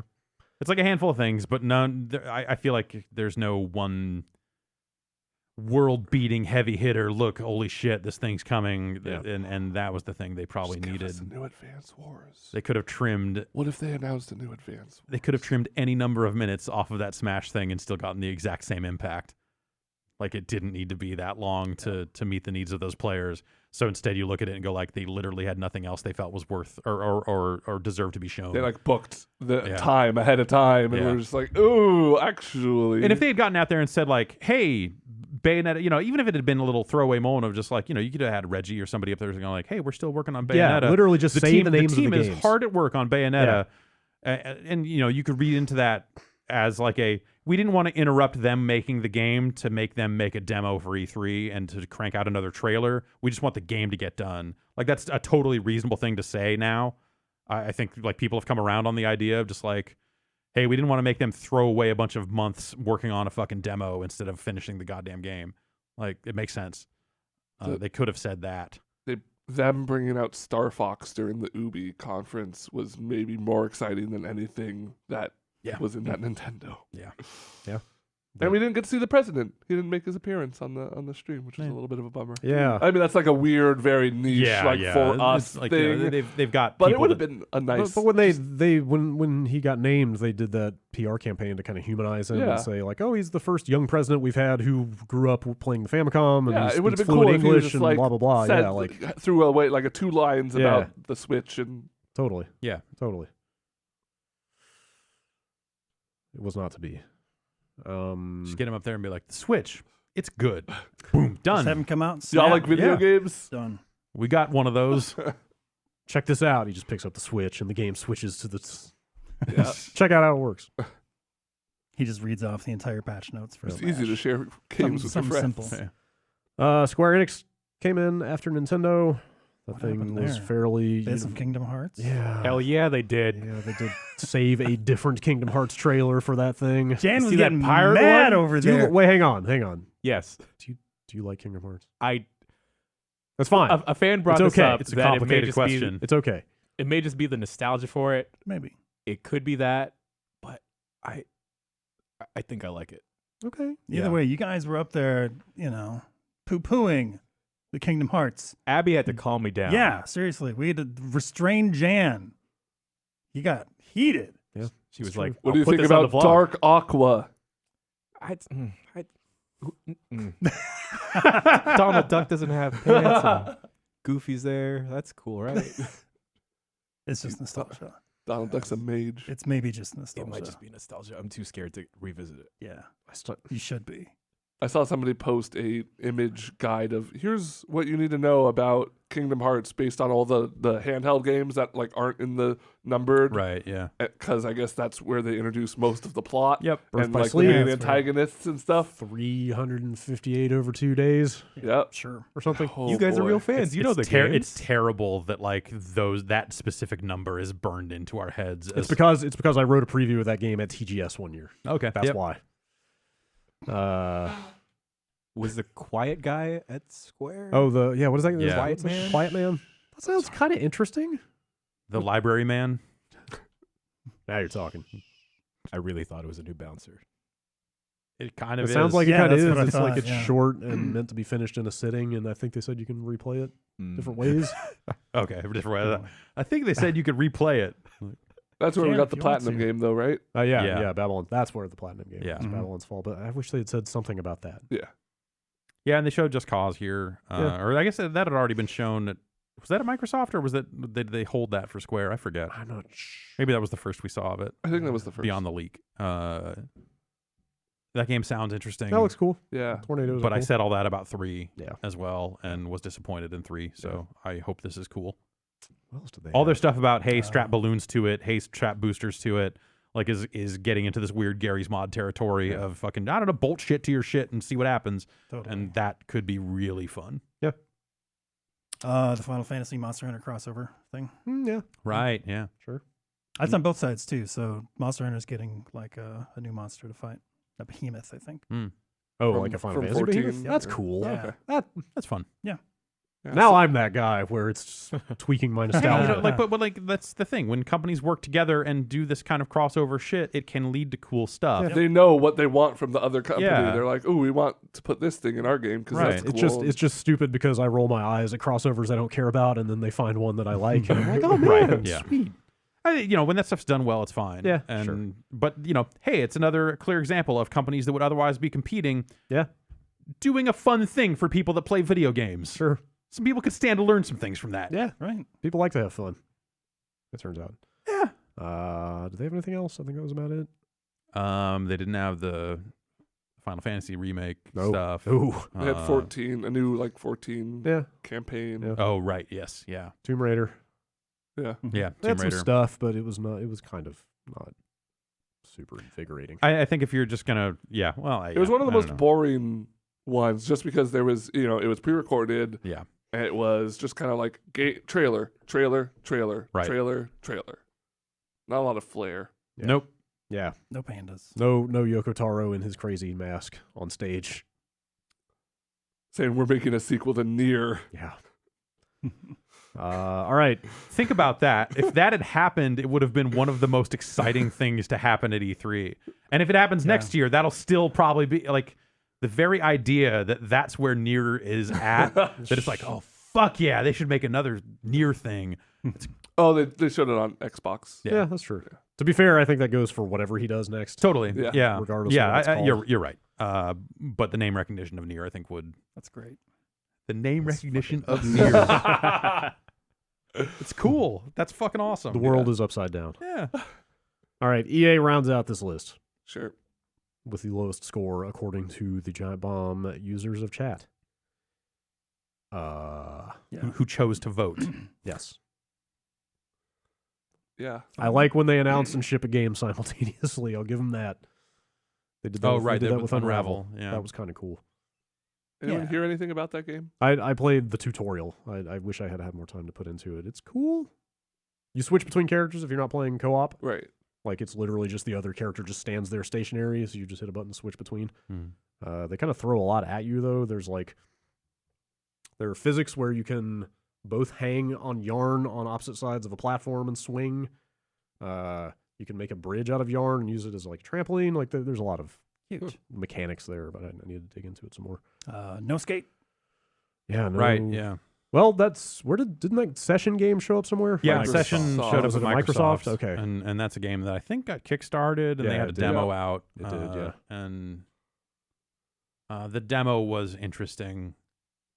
It is not a skate clone. They have their own control scheme. Oh. Hmm. where each analog stick is a foot, I think is how they're doing it. And I remember finding that tricky. Tricky, to get huh? used to. Would you say it was goofy? If you wanted it to be, it could be. Was it Donald? No, Nuts? definitely not. What was this? This was Anthem, Battlefield 5, Unravel. Sea of Vincent Solitude. Pella's, Sea of Solitude, Yes. which, look cool. We're sorry about loot boxes. Right. Yeah, Uh, Battlefront Apology Tour. Sports stuff. Yeah. The Battlefront thing. And that I think that Vincent Pella moment, the more I think about it, the more that thing just seems kind of bizarre. Bizarre, but I don't know. I saw that saw was people maybe really my shitting on only it, but I was favorite like, part of the I was like, it's just Vincent Pella there going, we don't got shit. Yeah, we got there's a stuff game next coming. year, man. Here's the name of a game. Yeah, My- we're doing it. My favorite thing about it Yeah, is we that- sold the company. Yeah, sure. My favorite thing is that I've seen people on message boards who had no idea who he was, so they thought they just picked a random dude in the audience to announce It's like, their what do next you think about Star game. Wars? What if you wanted to make a Star Wars? Where would you set it, Right. sir? Jedi are cool. Command and Conquer. Yeah, Oh, the Command and Conquer yeah. thing. That was interesting. Yeah. The Anthem stuff looked cool. Which one? The Anthem stuff Yeah, looks pretty cool. I don't know. That I heard presentation. more stuff out of the behind closed Yes, Yeah, doors. when we played it. It's good. Playing Anthem redeemed Anthem quite a bit. For Yeah, me. Like, it plays really. that's well. another one of those structural things that you just go like, man, how if you've been, you just go back and watch some press conferences and how some of this news lands and how that news gets structured, and you would have not done that segment that way. Yeah. Really. Because like that segment was like it started with like a sizzle reel of combat clips, and then it was like 15 minutes of Q&A with While the same developers. clips Yeah. just rolled Kept over replaying and over stuff. again, Yeah, like and then that. they finally played a little bit of a real gameplay demo. Yeah, but by then it was like, well, wait a minute. Yeah. yeah. Yeah. And that stuff looked okay. Yeah. It was all right. Yeah, but it was just a little confusing. Got me a little more interested in it. Playing it was the thing that, Yeah. That hooked you. Yes. where I'm like, okay, Anthem is actually one of the more impressive things I played at the show. The flight stuff is really cool. Yeah. And those are with pre-made characters and all the other stuff. So will the progression be good? Will the end game be meaningful? Yeah. Who fucking knows? But Will the story be Smooches interesting? yeah, will the Also- story actually be anything other than like a fucking good-looking model of a guy going freelancer? Yeah. And like, which already I was like, oh, this is how the whole thing's written. I don't know, but the action itself, Just find replace Guardian with freelancer Totally. and get to work. right? But yeah, that played well. Yeah, In a way yeah, where I'm like, okay, super if they can nail all the stuff around playing well, which is a lot of stuff. Yeah, sure. But like fun movement and mobility stuff, and like the power synergy between characters could be cool. Combos. Yeah, combos. combos. With an exclamation mark. yeah, Delicious. like pretzels but then also like a Pizza. cheddar cheese or a pepperoni pizza Yeah. Sky's the limit. shaped like dog food, Mm-hmm. tastes Tastes like dog vaguely like food. dog food, good Still- for you, just like dog food. Still kind of a thin lineup. And kind of a thin way to start a weekend of press conferences. That was honestly, like that for me the pacing of the press conferences was pretty brutal because for me, like once E3 starts, there's this feeling of like, okay, I don't have time to do anything other than E3, and it's great. Yeah. Like you kind of get blood gets pumping a little bit, and you're just like one thing to the next, and go. Having all these press conferences spread out like that was really hard on me. Yeah. Like we had some events and stuff structure, around those things. We went and saw some games here and there. Yeah. But there were still cases of just like, all right, Some hurry up and wait. guess I'll be back in 5 hours. Yeah.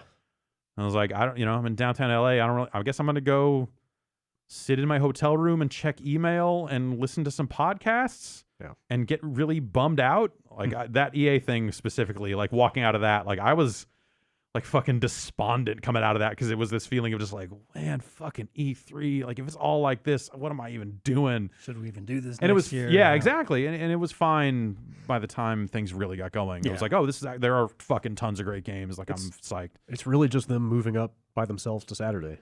Like, if you look at that Sunday schedule and you figure out a way for them to get in there somewhere, Right. that would be 2 really solid days of exciting stuff. But, I like, definitely spreading it out like that. I'm looking at it now and thinking like, if this was the exact structure for next year, would we do EA again?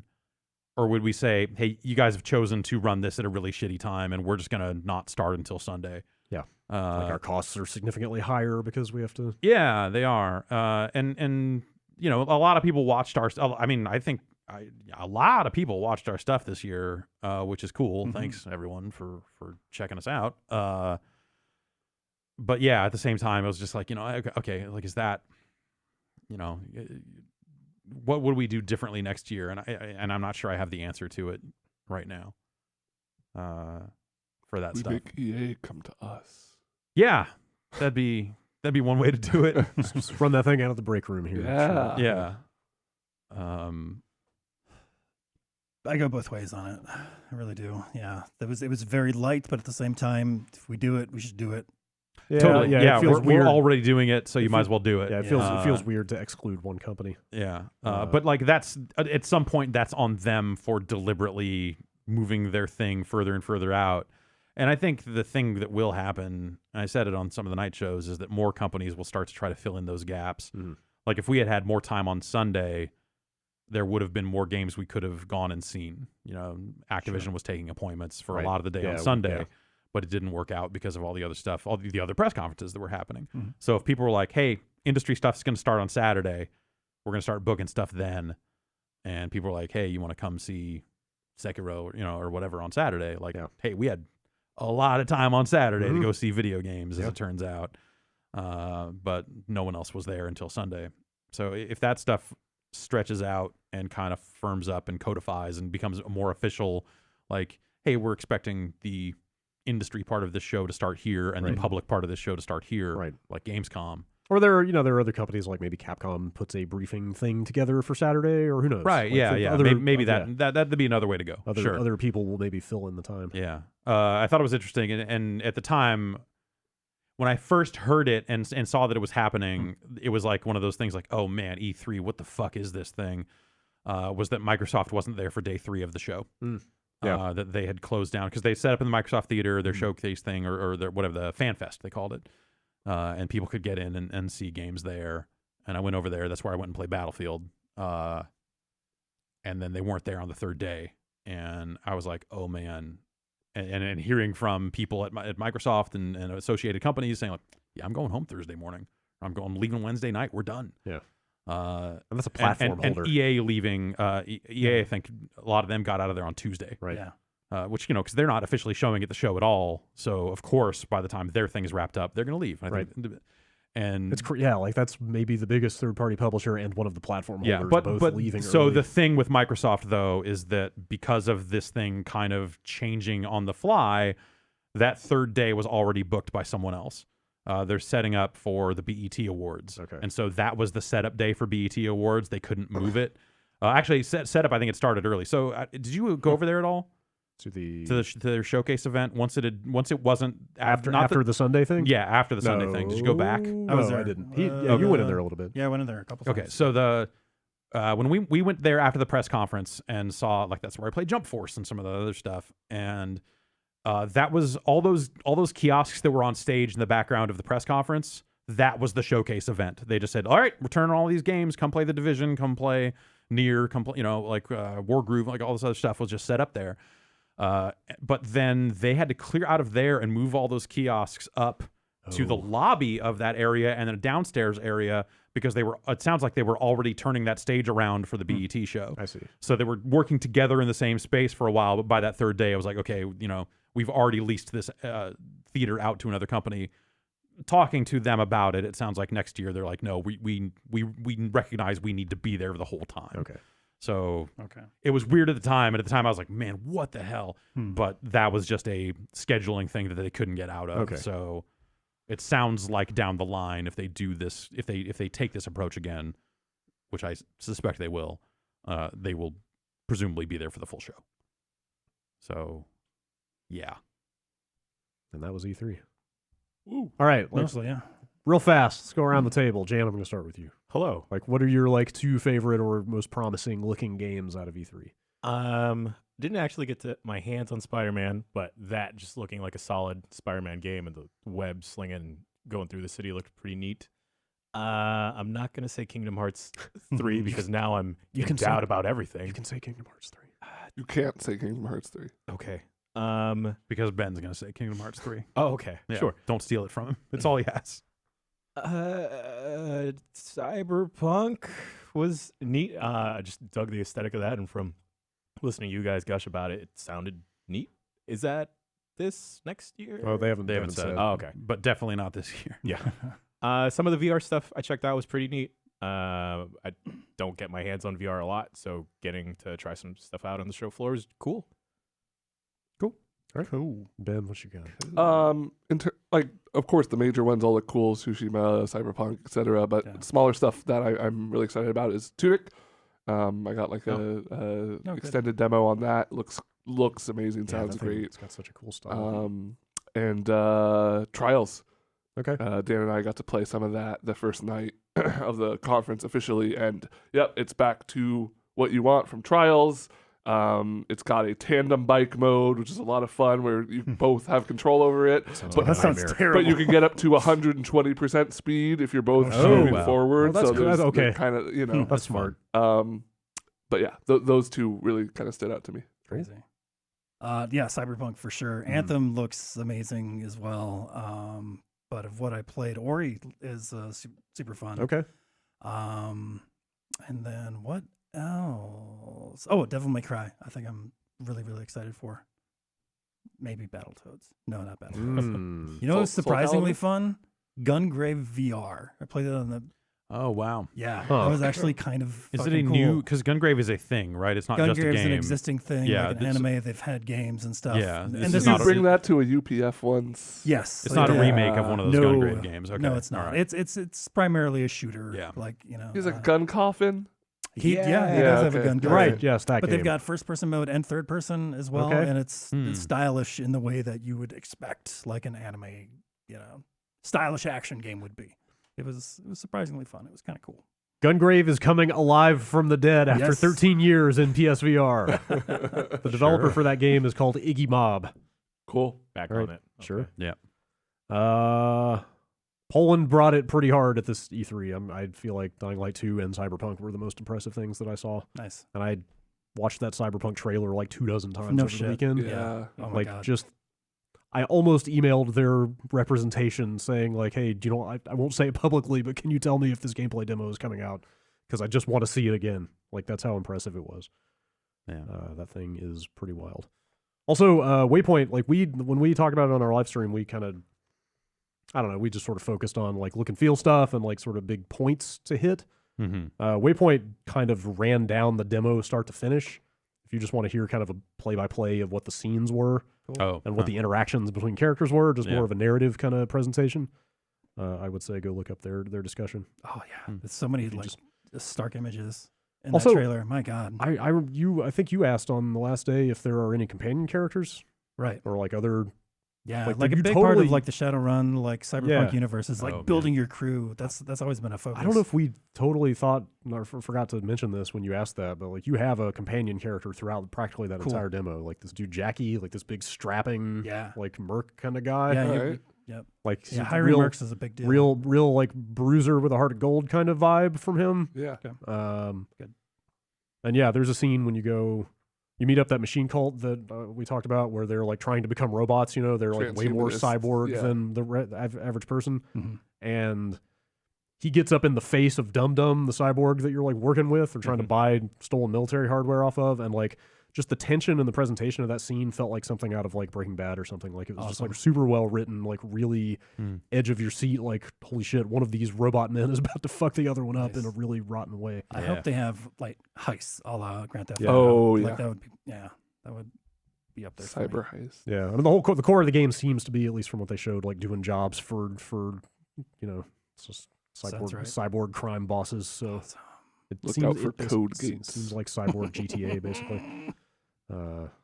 Jeff, what do you got?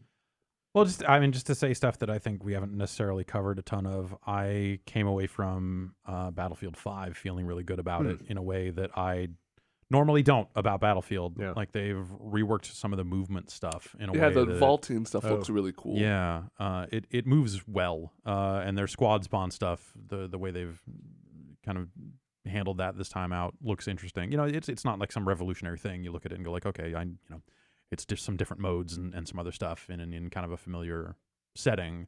But as someone who hasn't really gotten too into Battlefield since like the launch of the PS4, was that 4 that came out of the launch? Was that 3? Yes, No, it was I think 4. so. Yeah, like I played 4 for kind of a while, And I might get into this. I don't know. We'll see. But the demo felt good.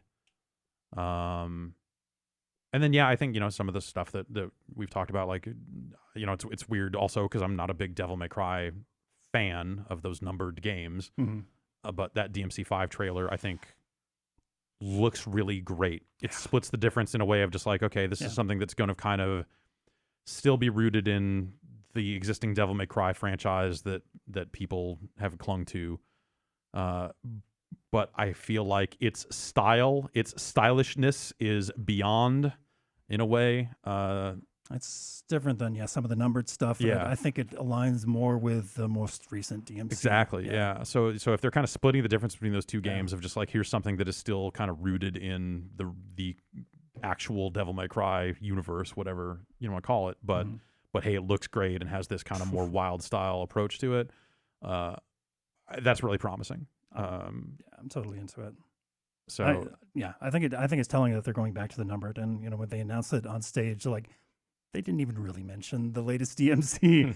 They know where they should be aligning themselves, I think. The game's pretty good too. I love that's that the game, thing is the behind the scenes political fucking shit around that stuff is dumb. Yeah. But here we are.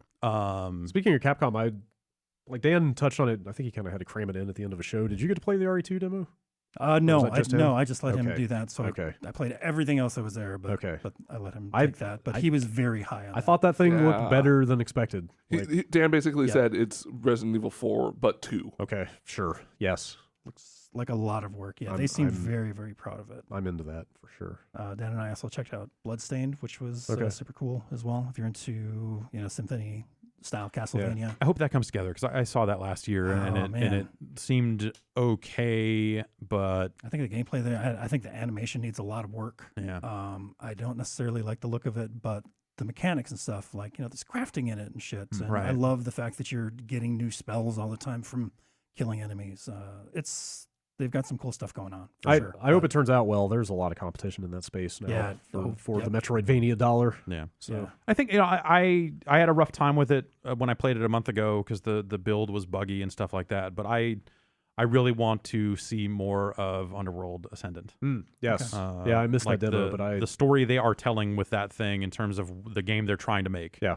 Like their pitch sounds real good. Yes. And playing the build, you're like, okay, I see that, but it's still, like it literally broke on me when I played it. So it's hard to get a true feel for how it'll come together. But that could be really cool. The pitch makes it sound like something you can't quite get anywhere else, or not something you really see. I guess. Like, obviously, or, there it's are got immersive elements sims out there. It's yeah. kind of like that, but just the extent to which there are mechanics at your disposal. Yeah. And I think their pitch of just like, hey, they're trying to make fewer environments, but make it go real deep. Yeah, sounds interesting. Yes. Normally that would be something you would have to say to cover for like, hey, we're a small team, we can't make a zillion environments. But I think the scope of that game sounds really interesting to me. So I don't know. Like I want to see more of it. Totally. And then like Control. Yes. Really, absolutely, really looks cool. Hopefully that'll pan out for sure. I feel like we anytime don't you invoke actually psyops, know. you have my attention. Sure, yeah. I feel like we don't necessarily know quite enough about the gameplay of that to say one way or the other, but they're talking a good game. Same deal, Cyberpunk.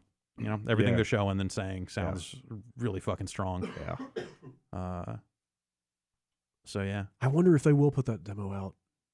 Like, I think back to all the shit they took when they put out those old Witcher demos, and then the game came out and it was all people screaming about graphics downgrade and stuff. Yeah. Like, I wonder if they're more gun shy now, where it's like, hey, this is super early. I think that, that like with the Witcher stuff, maybe it'll turn out that they've kind of learned a lesson, and the lesson is that the general public isn't used to the vagaries of game development and how that stuff changes. So you can't put stuff like that out until you're ready. Yeah, you're locked in on like, here's how it's going to look.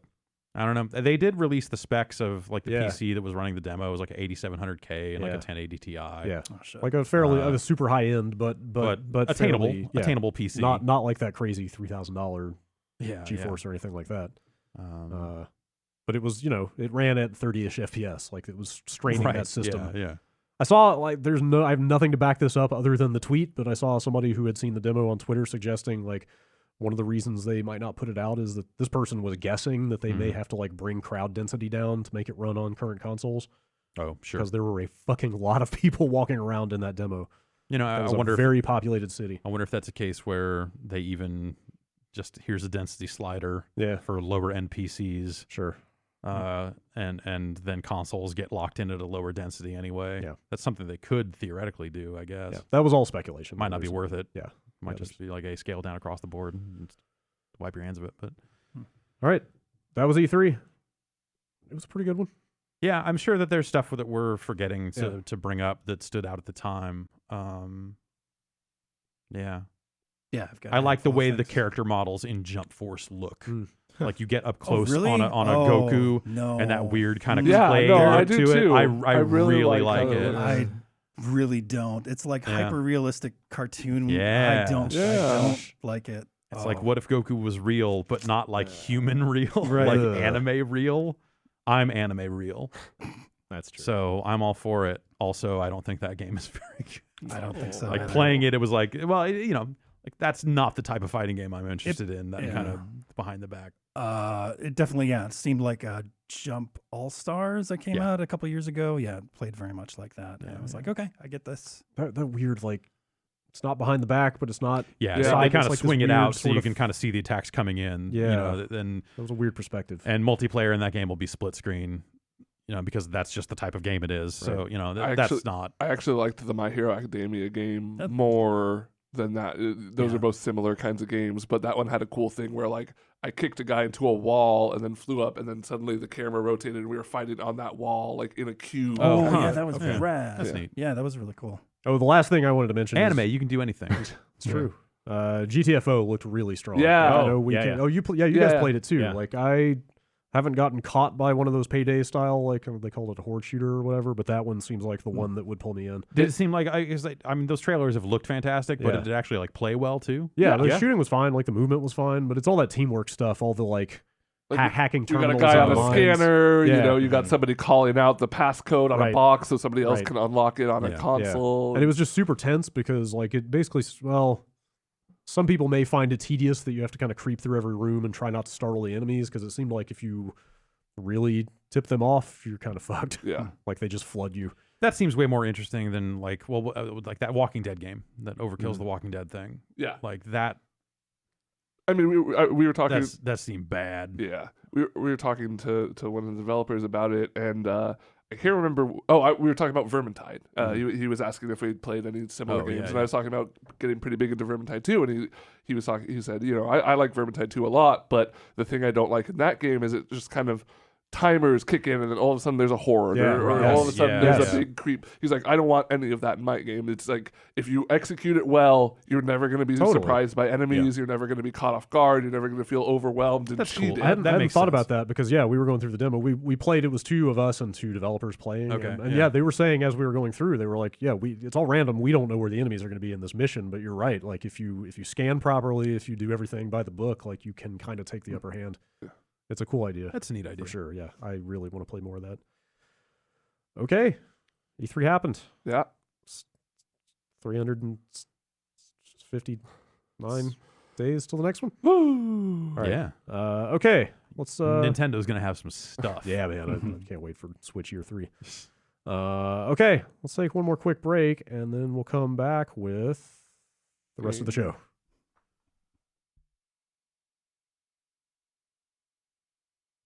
Ben, I understand you have been playing some video games. Yeah, Right. it turns out Since the video game show. being sick and not leaving the house for 3 days is a great time to play video games. Such as? And I got a new TV, so Nice. it's like Oh, sweet. bringing get? it all in. What'd you get? Did Did you get the TCO? Yeah, Yeah? actually, I got a TV. Yeah, Ah, I got a nice. TCL. I got way into Onrush, and holy I've shit, seen you play that. It's cool. that game is fucking cool. Yeah. It's scratching that same part of my brain that Burnout did in a Okay. way that's not a. Alright. I don't think is a coincidence. Sure. Yeah. There is a car in there that gets boosted by performing near misses. Yeah. Jeff talked about the game. I guess now two weeks ago. Right. it's not a racing game. There's several different modes, but you're kind of doing loops on a track with different objectives depending on the mode. And it's all competitive. Yeah. Yeah. It's 6-on-6, 2 teams.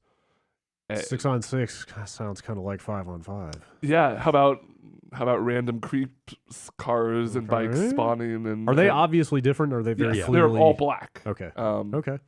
And every player, like every competitor car has an icon, like their class of car. You're always it. blue and they're always orange. Yeah. So it's always go for the orange cars, save the blue cars, and smash everything that doesn't have anything over it. And fuck, man, I am just having the time of my life with that game. I like I'm having fun with every kind of car. There's 6 car. There's basically 4 different classes, 2 cars in each class. So there's like 2 motorcycles, 2 light fast cars, 2 kind of middle of the road cars, and then 2 big, like 1 offensive, 1 defensive car. And yeah, I'm just having an incredible time with it. My biggest worry was like, oh, I'm gonna be going on laps and it's gonna kind of get boring and repetitive, but I don't know how many different maps there are, but I want to say there's like 10-ish or so. I've seen some duplicates, but it feels fresh. And maybe it's a combination of, and so they do interesting things where it's like, so certain modes, like there's one mode where you start as the motorcycle, and if you get crashed, you go up a rank, and kind of you keep going up and up and up until you're out of respawns. So modes like that are locked into your vehicle selection, but sometimes it's like, okay, a kind of king of the hill thing where you have to control a zone that is moving around the track, and it'll be like, okay, this time it's only big cars. So there's a lot of variety in kind of the quick play matches. Oh, you're wow. put So into. when I was playing it there, I never saw any car restrictions on anything. So I guess maybe that's something they just like are changing the playlists over time. That's cool. Yeah. So do you pick a mode when you go in, or is it just a big hopper where you just kind of hit play go. game? You can Okay. you can do custom games. games. Yeah. But yeah, it's like the kind of the speed, the collision stuff. It's very burnout. That near miss stuff in particular, like, did they actually say there are former Criterion people on this? Or I forget. There almost have to be. There are only so many driving game developers. That but UK driving scene. It was primarily pitched as like, hey, this is a lot of the people that did Motorstorm. Right. That sounds cool. Nice. I have to try that. Yeah, like all the cars have like a passive ability, an active ability, and a super that are all different.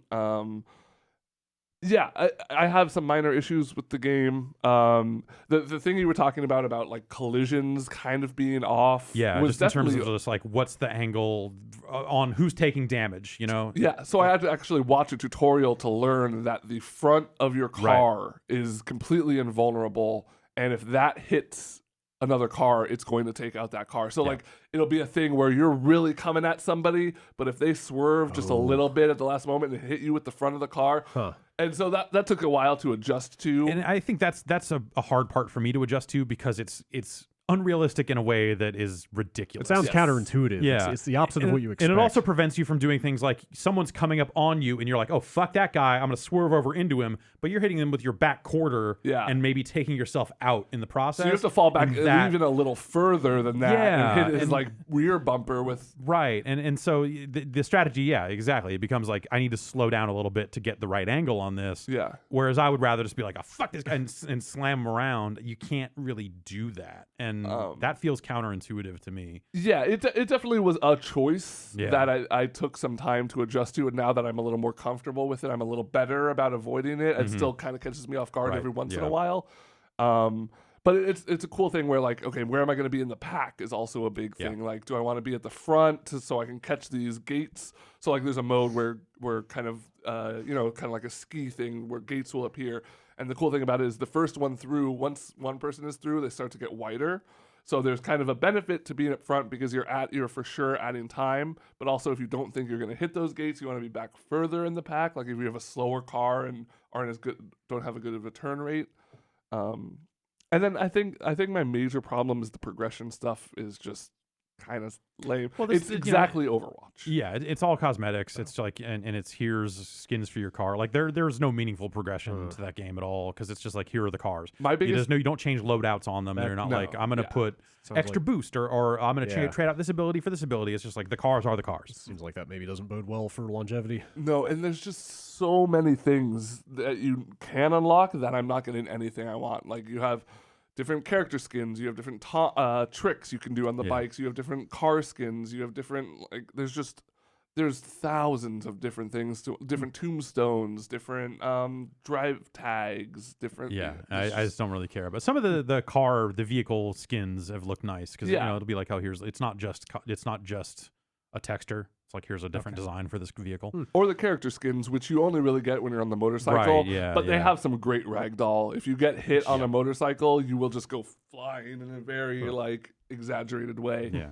But yeah, I think the same deal. Like I'm having a really good time with it.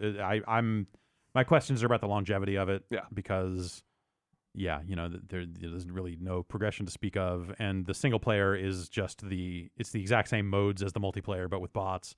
Like there's not a ton of variety. It kind of teaches you how to play like the different modes and different cars, which is nice. But then once you kind of get past that tutorial era, might as well be playing quick play. And so that's all I'm doing. I played through the first two chapters of the campaign. I was like, fuck this. I'm just going to play against people. And I'm having a really good time with it. No ranked in there yet. They say come in soon on that stuff. So hopefully it is sooner than later. We'll see. I don't know. I don't know that like ranked necessarily changes anything for me unless it's like here are where the real unlocks are or something weird like that. But I mean, I love my digital numbers going up, so for sure, that's for sure going to be. In some ways, I actually kind of began to appreciate like the tracks are not super long. Yeah. And you do a lot of laps on them. So in other games, you'd be like, this is hyper repetitive. This is the same shit over and over again.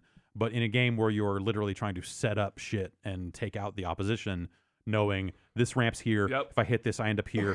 This is on this part where we slide down into this little sewage system. Yeah. It's a great opportunity to just bomb off the other side of it and land on someone. And the bits of air control you do have about where you can land and where you come down. Like that's the stuff that starts to feel really cool, and that comes with knowledge of the track. And I do really like if you're in the air and you hold boost, you will land faster. So you can kind of use that to if you're coming up on somebody in the air and you want to land on top of them, you hold off on the boost till the last second, and then you just crush them. There's a lot of good crushing in that game. Yeah, I posted a clip where I did a barrel roll and landed on top of a guy. Yeah, that stuff's cool. There's one car that actually earns like extra boost from doing barrel rolls, which I'm just like, I can't reliably land those enough to like it fudges it for sure. Yes. Like you see it like the rotation change, but you can still end up like, oh, I took this just wrong and now I landed on my roof. It's fun. Yeah, Onrush is probably my favorite non-sim racing game I've played in a long time. Like it's up there with Burnout for me as far as non-sims go. I like MotorStorm a lot, so I should probably check this out. Yeah, people are into those. I feel it sounds like the kind of thing maybe should jump on while there's still a big community. Yeah. There is a PC release coming eventually. There's no date yet, so we'll see. And then I played. I finished Yoku's Island Adventure on my flight back. Island Express. Yeah, Island Express. Yes, that's the pinball. Yeah, it's the pinball platformer. Pinball platformer. Okay. That we talked about a little bit. That's so good. Have you guys played more of it? No, not since before. I played some more of it. Let's see. What's the last thing I got? I got the ability to actually deliver mail. Okay. And played a little bit past that. The grapple, No. Okay, so that's kind. I didn't necessarily fall off. I finished the game, but I feel like the upgrades you get are just not super exciting. I feel like the pinball mechanic stays solid all the way through. It carries that game through. It's not a long game. It took me, I'd say, 6-7 hours total to not 100%, but beat the main line. But like there's some like you get an ability to do a grapple to certain points and it'll spin you around in a circle, but you don't have any air control and you can't control the speed of the grapple, so it's purely on just like when you release and you have to hope that you like hit the next point. And for a game that's just about really tight controls, it feels like a really sudden diversion. there's another upgrade you get that is kind of a spoiler, so I don't want to talk about, but I was a little underwhelmed by. I got the vacuum. That was the last upgrade. Oh, I got. okay, yeah. And then I wasn't really 100% sure where to go next. Like I was just like, I'm just gonna see where this takes me, and ended up back at the beginning of the game. And I was like, well, there's some mail to deliver here, so I guess I'll just check some of those off or whatever. Does the vacuum pull fruit to you if you go near it? No, it's for You it's suck for a up different thing. Slugs. Okay. And then you can. Rats. Yeah, I don't know why you do that yet. It didn't explain why that mattered, but I'll find out. Sometimes you need a slug. Okay, I figured that was probably the You're case. telling me. Real quick too, I played the first handful of levels in the Splatoon Octo expansion, and that's really fucking cool. Like, it's not just so immediately I thought it was just going to be like another campaign, Yeah. but it's not. It's cool. Like, you start in the subway, and your kind of mission map is like a subway map where there's a lot of, branching pathways that take you around to different areas and loop around and meet at different points. Just like Bart. Yeah, exactly. Yeah. Or more like a Tokyo subway where it's way more interconnected, Right. Like if you played Persona 5 and got overwhelmed in the Does beginning. it look like it would smell like human waste? No, it looked like it would smell like fish waste. Okay. Oh, better. That's my Yeah. kind of subject. I'll take it. Ugh. But there's all sorts of different modes and stuff, and they're like, okay, in this one you're in a big ball, kind of like monkey ball, and you have to paint the ground, like wherever you go, it paints the ground. Or in this one, you're pushing an orb through an obstacle course. That reminds me, that game that where you turn the got the marble in it. thing. Yeah, Yeah. the marble Yeah. labyrinth thing. It's like one of those basically, Okay. but with you shooting the ball with your squid ink. It's really fucking hard too, Oh, wow. which is cool. You are kind of have a currency based system of how many times you can try a level, and once you beat a level, you get more money and you get to try it again. Is it it's totally separate from the main campaign? Yeah, Like, you don't like need to walk finish- down an alley. Okay. When you load up the Splatoon for the first time, it says like, "Hey, go check out that alley. It looks suspicious." And you walk there, and it's Okay. completely different. So you don't have to finish the main campaign or No. anything. Um, Might have to pick that up. That sounds cool.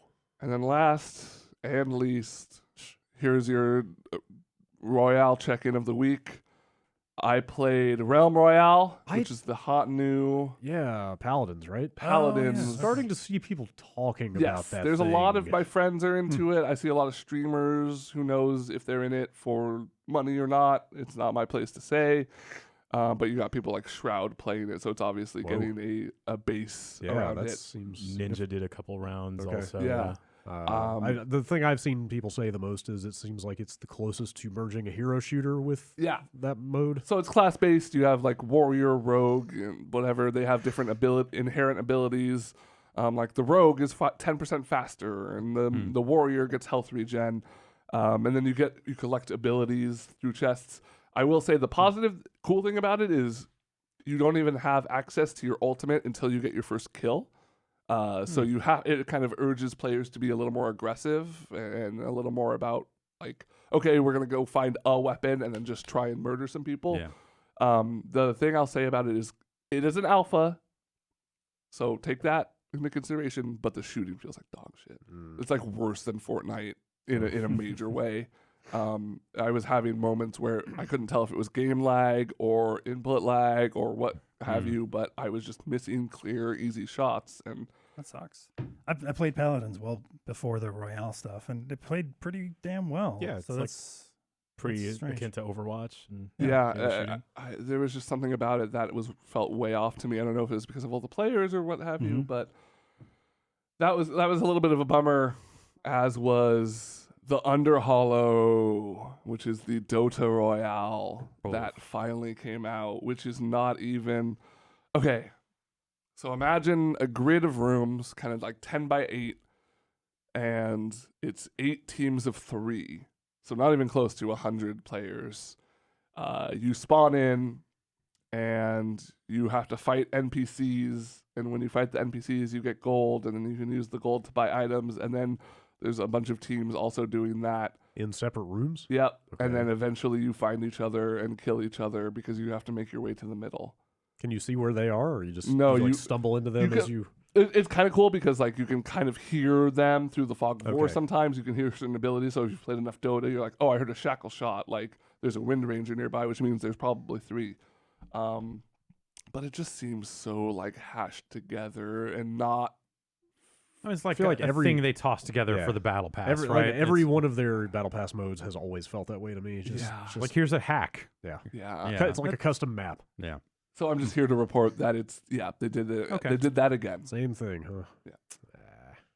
How No, I know. fucking weird would it be if Realm Royale like blew up and surpassed supplanted Fortnite or something? Like I mean, feel no more like strange than Fortnite taking over. yeah, exactly. In a world where Fortnite became the biggest game in the world, like anything can happen now. Does that mean that they'll sue Paladins? It's just a chain, Fortnite, chain lawsuit. Any leapfrogging kind of way. Huh. Anybody else play anything you want to talk about? And playing lots more of BlazBlue Cross Tag Battle. Yeah. Still in that lab, I guess. Labbing it? Yeah. I Who's haven't your played team? much online. I changed it up last night because they just released all of the rest of the DLC characters. Is But it just I'm like- maining did they- Hyde and Yang from Ruby. Did they put all the DLC out at once? It's not like a it's been season. 2 waves so far. So Okay, that's fast. There was the first like character pack that came out like on launch day essentially. Oh wow. Okay. That was available for free up until like last night or something like that. And that was 4 characters, and now they just released 7 more, so they're up to like 11 characters that they've released.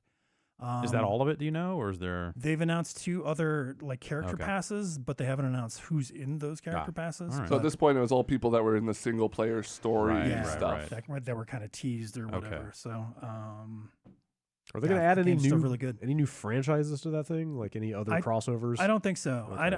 I don't know because it's very the story so far, and like even the UI elements are based in like quadrants, like there's 4 different like franchises and stuff. Okay, so there's not really room for. Yeah, I wouldn't think so. I mean, there's lots more anime out there for sure, but there's also like lots more characters in each of these franchises besides like Ruby, I guess. I don't know how many other characters are in that. They've released the 4 main characters, I guess. But Ben and I were talking earlier about characters we'd like to see. There's still lots of room. A lot of Persona characters, a lot of Unreal characters and BlazBlue characters. Yeah, totally. But yeah, I'm still like really, really surprised how much I like this A, anime game, and B, tag game. I'm normally not into those types of fighters, but this is a really, really good launching point. The year of crossovers. Yeah. It And the seems. year of anime. Oh yeah. Something. Wait, you mean we're done after this year? Yeah. Okay. We're all going back to books. Ooh. Next year, Waluigi. Yeah. It only gets worse from here. Okay. Yeah. There's been a lot of anti-Waluigi discourse lately, and And I'm here for it. no, he's The Washington Post wrote about Waluigi. I saw.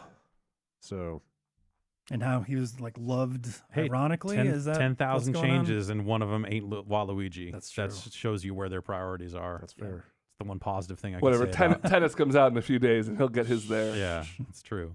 He's got a strong backhand. Yeah.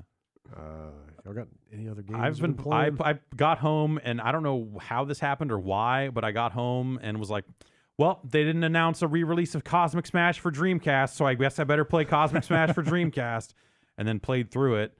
That would be a really good VR game, except it already got made, I feel like, a dozen times in VR. It's like a squash type game, but Breakout. Okay. It's like behind the back of this little. It looks Res like in a couple of ways. Okay. And it's like a squash court type thing, except you're kind of hitting you're paddling the ball out to try to break blocks.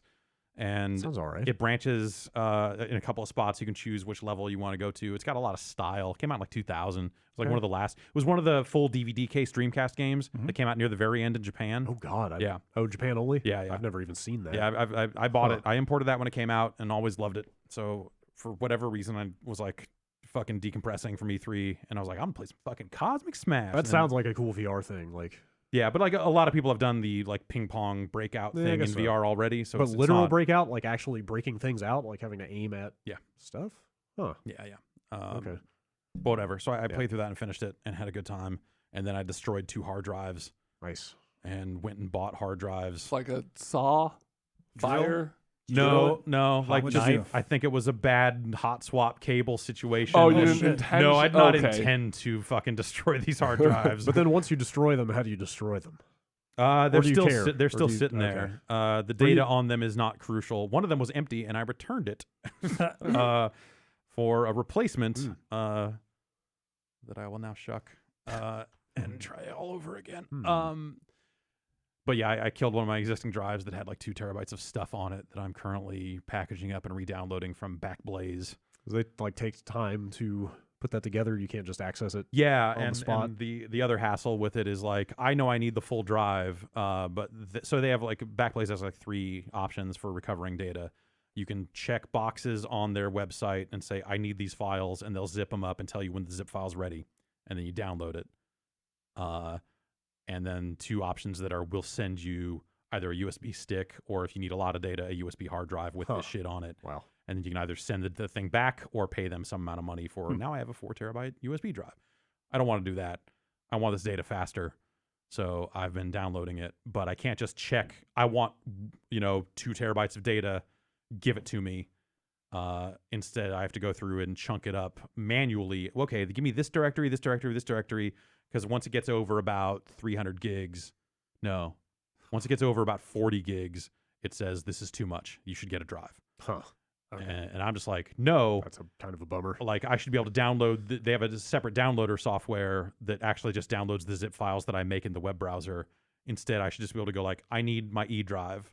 Give me my E drive, right? All of it, and it should just map back. I wish it did that. It doesn't. I bet they would want you to pay for like a business account or something.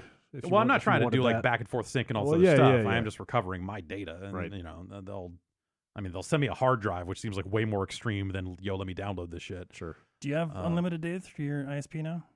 I do. So that's the other thing that happened. I went out to buy some new hard drives after I ran into a situation with my existing ones, and found myself walking through the Best Buy and this woman stopped me and said, "What's your internet provider?" They do that a lot. Yeah. And so fuck, man, I don't know. And then she was like, "What's the last 4 digits of your social security number?" And I was like, "Well, let's go for this and see where it ends up."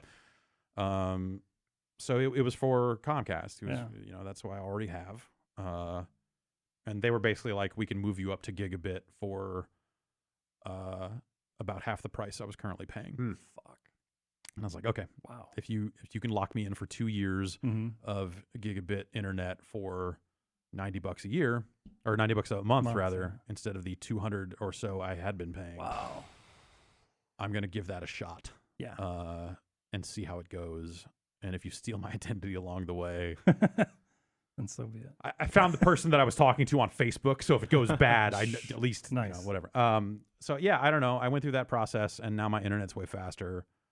But I'm pretty sure it also probably turned the cap back on because last time I upgraded, it did that. And I had to call them and go, "Hey, fuckers, I was already paying the fucking blood money to get around this stupid cap." Yeah. And then when I upgraded, you just turned that off. And now I upgraded, so I assumed they turned it off again. I don't know one way or the other. Yeah, I wonder. But I imagine I'm trying to decide if I should get out ahead of it and just. And I think honestly, like calling them is such a horrible. I might just fucking DM their support account on Twitter that is always happy to reach out whenever you complain about them publicly. Oh, true. Yeah. I might just go straight to that and just be like, "Hey, can you tell me if this is on or not?" Do it. Or whatever. I don't know. It's faster, which is cool. Yeah. I've resorted to that a couple times with customer service stuff. Like I was trying to return some headphones or something like that. Yeah. Back to the manufacturer wouldn't honor the warranty because it was purchased at Amazon, saying that it was an unauthorized seller. And I just reached out on Twitter and they were like, "Oh, no, we got you. We'll take care of you." Yeah. That was, yeah. So I don't know. I might just, I'm not saying I'm going to go publicly complain about Comcast again. Right. I'm sure that'll happen on its own. yeah, on its own. Naturally someday. But I might just instead of calling them up and being bounced to 20 different people who have no fucking idea what I'm talking about, that I might just go straight to Twitter privately and be like, "Can you at least tell me if this is on or not before I start calling?" I used the live chat when I got off of there. Yeah. When I moved over to Comcast. Maybe I'll give that fine. a shot. I don't know. That was fine. Live chat always seems. It's very mechanical. Yeah, it seems very fake to me. Especially in this burgeoning age of AI, you start to think, am I actually talking to a person or is this a computer? It's hard for me to believe that any of it got done. Though honestly, fucking scribbling like with my finger on a fucking iPad in the middle of a Best Buy to get faster internet also seemed like a scam. Sure. So who knows? I always take screenshots of the chat just to make sure that if they come back later. Also, it was really fun watching their customer retention script kick in. Oh, sure. And then I just told them exactly what I was paying Sonic and what they were giving me, and they were like, "Thank you for your business." Yep. Yeah. And terminated the conversation. Yep. It's pretty good. All right. Emails. Yeah. Yeah. Ben's on email duty again this week. I'm on email duty again this week. So last 2 weeks ago, we talked a little bit about a kind of light arcade resurgence. And let's get into it with some back-to-back arcade-based emails. First one, emails. Back. Tim K from LA writes in and says, last week you had a discussion about arcades having a small resurgence. I've noticed something similar. However, all of the newest machines I see tend to be from the same developer, Raw Thrills. Is Raw Thrills the only company making large-scale arcade machines anymore? Do you have any background on the company and how they came to own American arcades in 2018? Love the show. Actually, I totally also would like to know that because Raw Thrills Where is, are they- is Eugene Jarvis's company. Okay. Where are they based They're out based of? out of Chicago. Chicago, yeah. I've talked to those dudes, Yeah. actually. Okay. So they went and pursued a bunch of licenses. They did the American Idol game years ago, but they also did like Target Terror, which came to the Wii. It was like an Area 51 style light gun game. And yeah, they just invested in the arcade market when no one else was. And Snatched it up on the cheap. yeah, basically they're like, hey, we want the license to Batman. I don't know. Actually, I don't know if the Batman game is them. But they go out there. I think the Space Invaders, that big machine, I think is a Raw Thrills cabinet. So cool. I think that Galaga one certainly is the big Galaga machine. Like 10 feet tall. Yeah, or so some I think they just figured out like, hey, here's a way for us to do this, and some of those things end up being like redemption machines and stuff these days, and all that. But there still are just enough like mini golf courses and Dave and Buster's and stuff like that out there that need to be serviced with new content, and so they're out there providing it. Yeah, Their first independent game was Target Terror. Yeah, Which, hell yeah. yeah, not a great game. Hey! Honestly, not a great game. Entertaining. Yeah, so I think that they are just pursuing it at a time when not a lot of other companies are. I want to say Raw Thrills probably, I mean, if I had to guess, that they probably did that Injustice arcade game more than likely, yeah. that is actually that, like, just based on the it's mobile? based on the Yes. iOS game, Yep. so it's like more of a card game, touchscreen sort of deal than a proper fighting game. Yeah, a lot of which licensed is wild. stuff. Yeah, I think they're just in the business of getting licenses. Walking Dead, Yeah. TMNT, Halo, Right? Oh, yeah, the there Halo was some game is new in. Halo Yeah. arcade game I saw pictures of. a lot of big bucks. How long before a Fortnite arcade game happens? Oh, shit. They got to be in talks already. Yeah. I don't know what that would be, but I wonder. I mean, You just fight 100 I just wonder if bots. I just wonder if Epic would do it. If that's something that they see as like expanding the franchise in a positive way, or versus if like diluting the brand. yeah, exactly. If there's a Fortnite experience out there that is like it's a battle royale, but really it's a light gun game. Yeah. Instead of that real life like punching bag, it's just a pinata. Okay, Yeah. Okay. I'd do that. All right. Yeah. All right. Speaking of arcades, I'm still not over that pinata moment from. they've co-opted pinatas. Damn it. Don't have a name on this one. So here we go. Hey, Bombcast. On last week's podcast, you mentioned how arcades are making a small turn and sent a call out for local arcade stories. I lived in Brooklyn for 3 years, and every Friday, a friend of mine and I would go to the local barcade. We would have some drinks, play some Street Fighter, and have a hell of a time. The only problem is the Marvel guy. Oh no. That's always the problem. There's always a Marvel guy in every city. The Marvel guy was a man in his mid-30s who would always show up in sweatpants, dirty t-shirt, greasy hair tied back into a ratty ponytail. And he was an absolute monster at Marvel 2. Great. In the 3 years that I attended this barcade, I never saw him lose a single match. Everyone who always worked there hated the Marvel guy because he never bought a drink and would just stand at the Marvel 2 cabinet all day playing against AI or anyone daring enough to challenge him. Other people wanting to play seemed like an inconvenience to him, and he would absolutely waste anyone with no time at all to spare.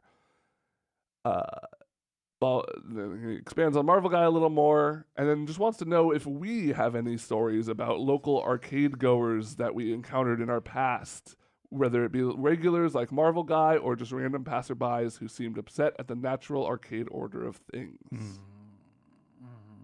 I didn't have a Marvel Guy. I skipped school one day. I was probably in like the 5th or 6th grade or something like that. And I went to the mall, and there was a guy there that was probably in high school. He was probably skipping school too, but he was playing Karate Champ. Mm-hmm. And he actually sat me down and he showed me how to play that fucking game. It was like my first experience with like fighting games, you know, Nice. like head-to-head.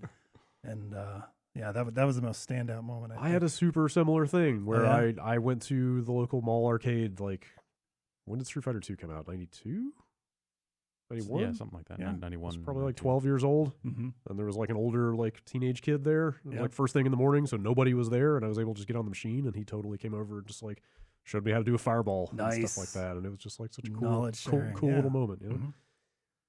I had a DDR crew. I wasn't in the crew myself. You weren't in the crew? No. These dudes would just hog the DDR machines at the Metron when it's still kind of an arcade. I might know some of those people.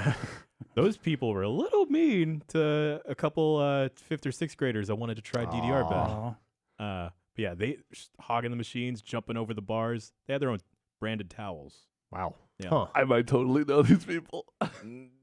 What were on the towels? They were branded. It was like branded Name, what? name of their crew? it was pink John Cena sized towels that like just had the DDR arrows on them. Oh, okay. Yeah. Jerks. Yeah, that's rotten. All right, next email comes in from Simon Simon from Kingston upon Hull, UK. And Simon says, I recently got a real hankering to play Persona 3. I tried the whole emulator thing, but on Saturday I found myself buying a used PS3 so I could buy it on the PS3 store. I have no other plans for this PS3. My question to you is, what is the furthest you have gone to play a single game?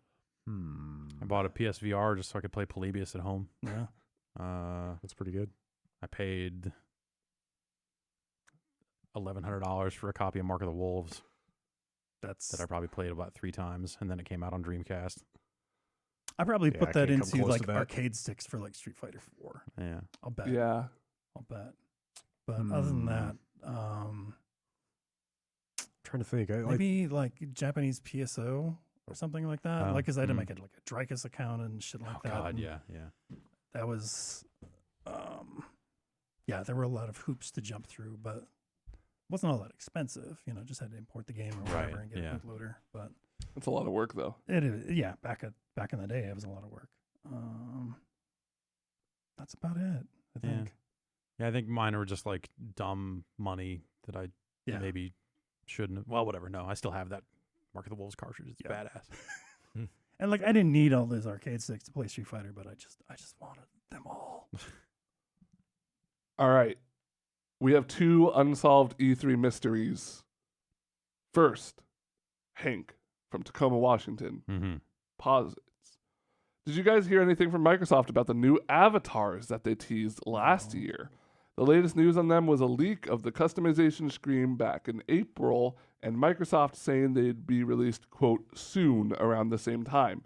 If that was the case, one would expect to hear something about them at E3 this year, but it seems like they have been radio silence. On the grandest stage of them all, I would expect to hear about the avatars. So I have a console in the Insider program, and there's an avatar editor in there now that you can run. I want to check that But out. I don't think they've necessarily redesigned the avatars themselves in there. Hmm. Yeah, I guess they did show like here are some avatars that look They better. look more or different or- human-like. I don't know. My guy still has an Optimus Prime head that I got from something, so Yep. He'll never look human-like unless I change something. So I don't know if that's actually the new avatar design or if it's just the old design with a new storefront. Yeah. But it was weird to see a storefront for that stuff that would still let you go Mhm. buy avatar parts, and it's like, why would no? Why would you do that? You can already get the baby blue suit for free. Exactly. Mm. What more do you need? All right. How about a little more substantial one here? This comes in from Ozzy in Atlanta. So E3 came and went, and it seems like Splinter Cell was the only game mentioned on that Canadian Walmart leak that didn't actually show up. Usually every E3 Ubisoft announces a new, quote, big game at the end of the conference on top of their yearly Assassin's Creed game, but this year they had no big reveal. Do you guys think Ubisoft decided to pull it from the show at the last second, or was that Canadian Walmart leak fake but just featured very lucky guesswork? They ran out of time. There was too much dancing panda. They had all those people up on stage. Eric Pope would not get off. Yeah, they couldn't find Sam Fisher. He was hiding. Eric Pope got off on stage. Don't worry. So yeah, they had to can it. No, they'll probably have another press conference, I'm sure. So you don't stumble into Rage 2. Yeah. So yeah, I think that there is a Splinter Cell game. Also, I don't think you do the Michael Ironside stuff for Wildlands unless you're doing something else with Splinter Cell. So do you think they pulled it? I don't know. Or do you think it just wasn't ready? I think it wasn't ready. That seems like a more likely guess to me, is that, the stuff that they had just wasn't ready, and they felt like, we've got a strong enough show. We'll go hard on Assassins and go with that. Division is popular. They've got a lot to say there. So I think that's more the case. But I absolutely do believe that there's a Splinter Cell game waiting in the wings at some point. Yeah, I just don't think, and they fucked up on some of that stuff because, you got someone in data entry for all of Walmart in Canada. They're going to write things like Forza Horizons 5. Yeah. Because, whatever, they're getting some shorthand thing in all caps somewhere, I'm sure, that just says FRZAH5, or whatever the fuck. Who knows? I'd actually be interested to know what data they had that led to that stuff. Like how it got on the website early stuff is less interesting because every year they're like, oh, well, we need to be able to take pre-orders for these games that are getting announced. We should prep them in our database, and then stuff accidentally goes live. Like we've made that exact same mistake before. It just fucking happens. The internet is hard. But the things that were on that list were like all good enough to where you can't just look at the last one and go, well, that's the fake one. Like, no, that there almost has to be a Splinter Cell game somewhere kicking around. Yeah, I agree. I think that the most hard evidence we have to go on, other than that leak being 99% correct, was that Michael Ironside voice stuff. Yeah. It's just... There's too much going around. The time is right. It just makes sense at this point to do it. So, yeah, that's where I'm at on it. All right, from E3... Also, like at the time, we knew at least one of those games to be real. So true. So it was actually really funny at that point watching people go like, "Fucking Rage 2, come on," and just sitting here going "No, that's Rage 2. Yeah, it's Andrew WK's. They're doing something. Wing stick. Yeah. We did not know what form it would take, but knew that was happening. So from E3 mysteries to greater life mysteries. Trent in Charlotte, North Carolina. Hey, Bombcast, ghosts or aliens? Not which one is scarier or cooler or better in a video game. Which one, if proved to exist, ruins your entire worldview or belief system? Ghosts or aliens? Man, fuck ghosts. Fuck ghosts. I don't like those guys. I guess I would have to say ghosts. Yeah? Why? In terms of just, if I have to choose one in terms of just like, hey, here's some shit that I don't necessarily believe in, it's ghosts. Aliens, I think, could totally exist. Yeah. You don't think ghosts could exist? I think ghosts could exist, but I think they don't exist. Do you think ghosts can eat? If ghosts existed, no. Jan?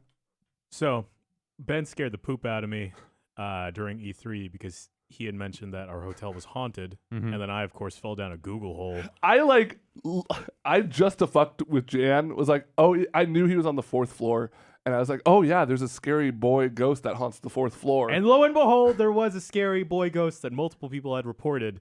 And then I told Jason that for some odd reason, I woke up at 3 o'clock in the morning, and then I had like a film camera, so I thought, oh, let's roam around the halls and go ghost hunting. Go ghost hunting at 3 a.m. in the hotel. But of course, since it's a nice hotel, all the lights were still on. Yeah. So no ghosts were had, but yeah. Ghosts probably would fuck with me the most. See, but the thing is that I think you guys aren't considering is ghosts don't fuck with you unless you're part of their unfinished business, right? Like ghosts only are bound to this world for one reason. Like, you know, there's I got a million. pushed by a ghost. What? I got pushed by a goddamn ghost. I told this story before. You didn't trip? I did not trip. Did not trip. Sounds like you're tripping. No, Mhm. I was not tripping. Mm. I got ghost pushed. So Scariest fucking thing. no, ghosts are mostly benevolent beings that just kind of like chill.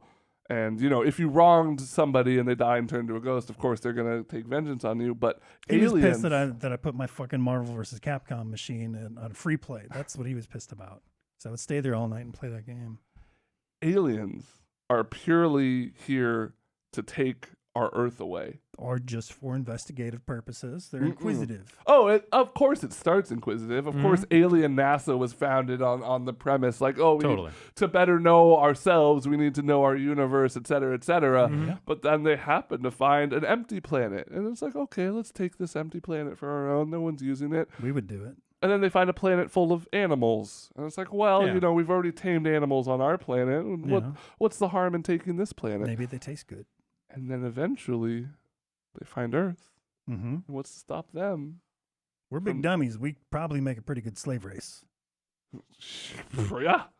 It depends on, you know, the nature of the aliens and what they're doing and the work Yeah. they need done. Oh, everyone's always going to need manual labor. They could just be dumb as us and stumbled onto our planet, so we could take over them back in retaliation. I have my doubts. I like our odds at combating aliens more than combating ghosts, but I think aliens on average are going to be more dangerous than ghosts. I mean, if they're aliens pushed by are, a if ghost. the aliens are technologically advanced enough to be able to bring themselves to us, and that we have not detected them yet, then their range is going to be way greater than ours. You haven't seen Signs. They're allergic to water. Mm. See, Well, that that's was the one trick. group of aliens, though. Yeah. Not all of them will be allergic to water. You don't Why know- go to you a don't know fucking that. planet that's like 90% what? Jeez. 70%. 70%. Whatever. There's a lot of fucking It's easy water to here. remember because it's the same amount of water that we humans are, and it's all cosmic, man. Maybe you. 'Cause I'm more 80%. Yeah, you got to go to the bathroom after this. I'm bloated. I'm more today. 60%. Yeah. A lot of salt. I'm like a walking desert. God, that was a dumb movie. Nice. Dumb fucking movie. All right, let's move on. What Here about we- that Charlie Sheen movie where the aliens, their legs bend the other way when they walk? The Arrival? Yeah. Flamingos. I don't know. Yeah. What about The Arrival? I don't think I've seen it. Their legs bend the other way. It's fucked Creepy. up. That's fucking creepy. Yeah. And they're terraforming. Ugh. Bomberinos. Hey. Back in 2007, my friends and I hooked up a PS2, Xbox, GameCube, and Dreamcast to an AV switcher, loaded with 4 different fighting games, selected characters in each game, turned off time limits, and started fighting. Nice. During the fight, the person controlling the AV switcher, or as we called it, the box of death, would randomly switch to a different console, prompting the 2 people fighting to drop their controllers, skirmish, and grab the controllers of the respective consoles, continuing their fight on that game. This was mass chaos and frustration for all people involved, but it was a fun way to replicate the insanity of old school arcade battles with sweat, screaming, and punching hardware upon one's loss. What homemade rules/stipulations have you guys put together for gaming tournaments with your friends and family throughout the years? No fucking shortcuts on Mario Kart. Don't do that. What Mario is- Kart 64. Don't take the shortcuts. like the on, Wario yeah, Land don't one? fucking do that. That's boring. There's no challenge in that. Yeah. Yeah, don't do that. I mean, got into a they fist put them fight in with a there. dude You know why? over that. Just why? They didn't put that in there on purpose. You just need to put that in there. no, You I just don't need to put that. Were you a- we need to take it out. Were you a need to- ban odd job guy? Play the fucking game. Play the game. Exactly. That's Fuck odd job. I didn't play GoldenEye, but I played some Mario Kart. Hmm. We were serious about it. yeah. No Nah, fucking it's- cheaters. in Any our kind of house. like house tournaments, you know, home rules, stuff like that. There was always drinking involved. So Yeah. it's like, that was like a handicap of sorts. Did you guys play the Mario Kart drinking game where you couldn't drink and Yeah. drive at the same time? Yeah, I did that Yeah. like up on stage one time. Oh, really? in Minneapolis with Dan actually. That was fun. So you had to put the controller down to drink. Yeah. So Couldn't drink and drive. it was either, you know, try and secure a decent lead Mhm. and like hit a boost and then take your sip while you're Did you going, have to be? Did the drink have to be empty by the end of the race? Yes. Or what? Yes. Okay, Mhm. I was gonna say what's to stop you or from? just You just chug chug it your right entire away. drink right away and then drive. But Yeah. the issue there is you become more impaired. That's true. It's but one drink. Rubber banding. Yeah. That was my theory. Yeah, we played a lot of GoldenEye, where it was kind of like we had our own tier list, and it is all very scientifically accurate. Mm. It was kind of the thing where like we all started at high tier, and then if you lost, you had to drink and go to a lower tier character. Seems just like pushing you further and further into Yeah. a hole. Yeah, exactly. But yeah, nothing as interesting as this. The guy actually included a picture in the email. It looked very hectic and sweaty. Fighting game again. Yeah. Yeah, it's neat. Yeah. I would do that. Here's a really odd question that I never expected to get, but I have a really good story for. Hey, Bomb Crew. Sorry if this is a personal question, but I know that Ben has had open heart surgery, and I was wondering if he sneezed during his recovery. Was it painful? Did the doctors warn you beforehand? Were you afraid of breaking it open? Did you do that thing where if you sneeze, do you do that thing where you sneeze if you look into the sun? Thanks, Aaron from Ontario. Yeah, so I didn't know that was a thing. I had no idea going in, but as part of my recovery, you know, so I had heart surgery, so I have they opened me up from, I'd say like a little bit below the neck to right above my belly button. Mm-hmm. And, you know, it was very tender and patched up and stuff over there. And while I was in the hospital recovering, they warned me. They're like, at some point, it's very natural. You're going to try and sneeze. Try not to. They're like, hold it in. Do the best you can. Put yourself in an atmosphere where you won't sneeze. I had forgotten that I was very allergic to my parents' cat. I was in college at the time, and so I was going to spend the recovery period with my parents back in Santa Rosa. And the moment I got home, I walked in, I sat down, I went, oh, fuck. And before I could say fuck, I just started sneezing, a storm up. And let me tell you, it was literally the worst pain I've ever had in my life. Wow. It felt like my chest was splitting open. Oh my God. But the strangest thing was they told me like once it starts, like you'll be fine. And so after that it was just completely normal. It was just normal sneezes after that. So weird. Thank you, Aaron from Ontario. Is there any for actual asking that danger, question. or is it just a pain? No, it's just a pain because Okay. they stitch you up really Yeah, well. yeah. That like, you know, the force of a sneeze is a lot, but Yeah. it's not enough to. Okay. It's mostly up here. It's not Okay. like a Yeah, whole body yeah. thing. Hmm.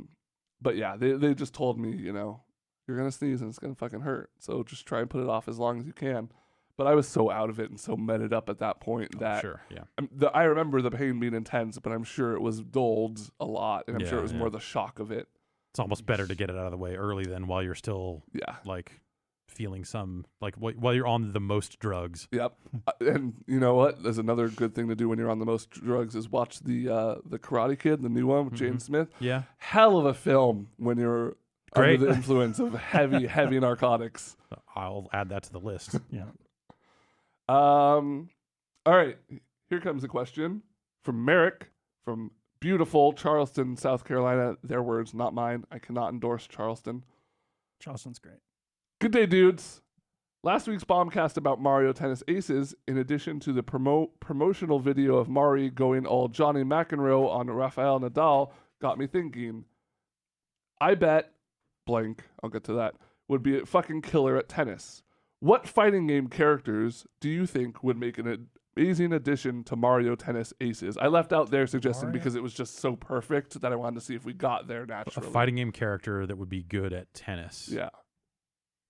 Bouncing back and forth. I mean the tennis girl from Oscar Yeah. 120% Oh, sure. Burning Fest is literally a tennis player. That's true. Yeah. I'm Trying thinking to like think of other panels. I'm thinking like Yang or Yun would probably be good. They're nimble. They've got those dashes. Sure. Yeah. They can cover. They're some- young, you know, so they're in some ground. prime condition. I'm gonna say For sure. Dawson because he can reach all the way Damn across it. the court. That was it. Good. Yeah. Dawson. He can reach all the way across, and he has a teleport. Yeah. That man is a tennis machine. Yeah. And Bison could probably just like make the ball go wherever. Oh yeah, psycho power Yeah. can do Mhm. anything. Mm-hmm. Psycho tennis power. the true form. Or he does the like Psycho Crusher. Is Yeah. that the spinning one? Mhm. Just back and forth across the back of the Yeah, line to bounce yeah. the ball back. Zangief's hands are as big as paddles, and he can just spin around the entire time. And the green hands. Yep. Tip out. Yep. Yeah. Yeah. That's all I got. Blanca becomes the ball. Whoa. Man, why don't they ever do like Street Fighter? They have had so many opportunities to do what they did with the Mario franchise, where it's like, now we're doing Yeah. a sports game, and now we're doing a party game. I feel like Street Fighter lends itself to like They've always just done it with Mega Man. It's always a Yeah. Mega Man, or the Mario Kart thing, Mega Man Soccer, the Mega Man board game, oh god, yeah, Yeah. Rock Board, Rockman Battle and Chase. yeah, yeah. They always just do it with that. They should totally do I that. think like a Street Fighter at Yeah. the Party. Olympics thing. Street could Fighter be, party. that'd Yeah. be fun. That'd be the right way to do it. Like, here's a mini game collection of Street Fighter characters playing fucking sports. Yeah, That'd be a fun, weird thing. on Woohoo Island. Yeah, of course. Which is the 17th character. And the 65th character in Smash. Yeah. Next email comes in from down under, Melbourne. Melbourne Mike writes in, "Hey guys, I was curious to know about your early portable gaming memories. I've had a Switch for 4 months now, though today was my first opportunity to actually use it on public transport. It got me thinking about some of my young childhood moments of gaming whilst on the move and brought back some fond memories. These include playing my oldest brother's Game & Watch Donkey Kong 2 in the late 80s at school, and in the mid-90s, playing Super Mario Land with my other brother's Game Boy on a really long car trip with my parents. It left me wondering, what are your earliest and fondest portable gaming memories?" Loved me some Tetris on the Game Boy, Yeah. for I sure. think my earliest memory is getting those little lines on the side of my Game Boy screen and wondering what the yeah. fuck that was, Yeah. and never quite figuring it out. Like some people said it was leaving it in the sun, which sounds like nonsense. No, I think it's just the cartridge connection gets dirty, and that is enough to Oh, did make it all the vary- lines appear. Did it vary by games? So I think you could clean it Huh. and get that stuff back, I guess. Weird. I'm not actually sure about how to get it back, but Yeah. I always heard it was like if the connections to the cartridge Huh. are getting dirty, Oh wow. that stuff is a problem. So I was skipping school another day. I've only skipped school twice in my life, really, I swear. Mhm. I took my Game Boy and hid in the bathroom at the Shopco, which is like a department store, for hours playing Final Fantasy Adventure 2. And I did not know that there was somebody waiting for the stall for like a half hour or something like that. And he finally started banging on the doors. And, "Are you done in there?" And I ran out, and I was embarrassed. But that's my Game Boy story. I had I was bringing my Game Boy to school and stuff like that. I played a lot of that shitty Teenage Mutant Ninja Turtles game that came out there. Gross. That thing was okay. Yeah. I mean, it was not yeah, great, It's yes, at the time It was better than the NES game. Yes, definitely. But I don't know. Like, yeah, before there was a Game Boy, like I had like Wildfire, which was a little like LED pinball machine thing. That was pretty cool, little yeah. handheld. Merlin, which would play like 8 different games. Like you could play blackjack against Merlin, and it looked like a phone. He cheats. I Yeah. bet he No, he counts cards. Merlin's a motherfucker. Kick Merlin out the casino. Good luck, motherfucker. I'm magic. Yeah. Oh. But no, like Coleco put out like the little arcade machine shaped Pac-Man and Donkey Kong and yeah, stuff, and yeah. I had a couple of those, Totally, me too. like the Mattel football stuff, Mhm. basketball, some of those super early weird ones. I had Mouse Maze, the Tiger. Oh, yeah, handheld, yeah. anybody?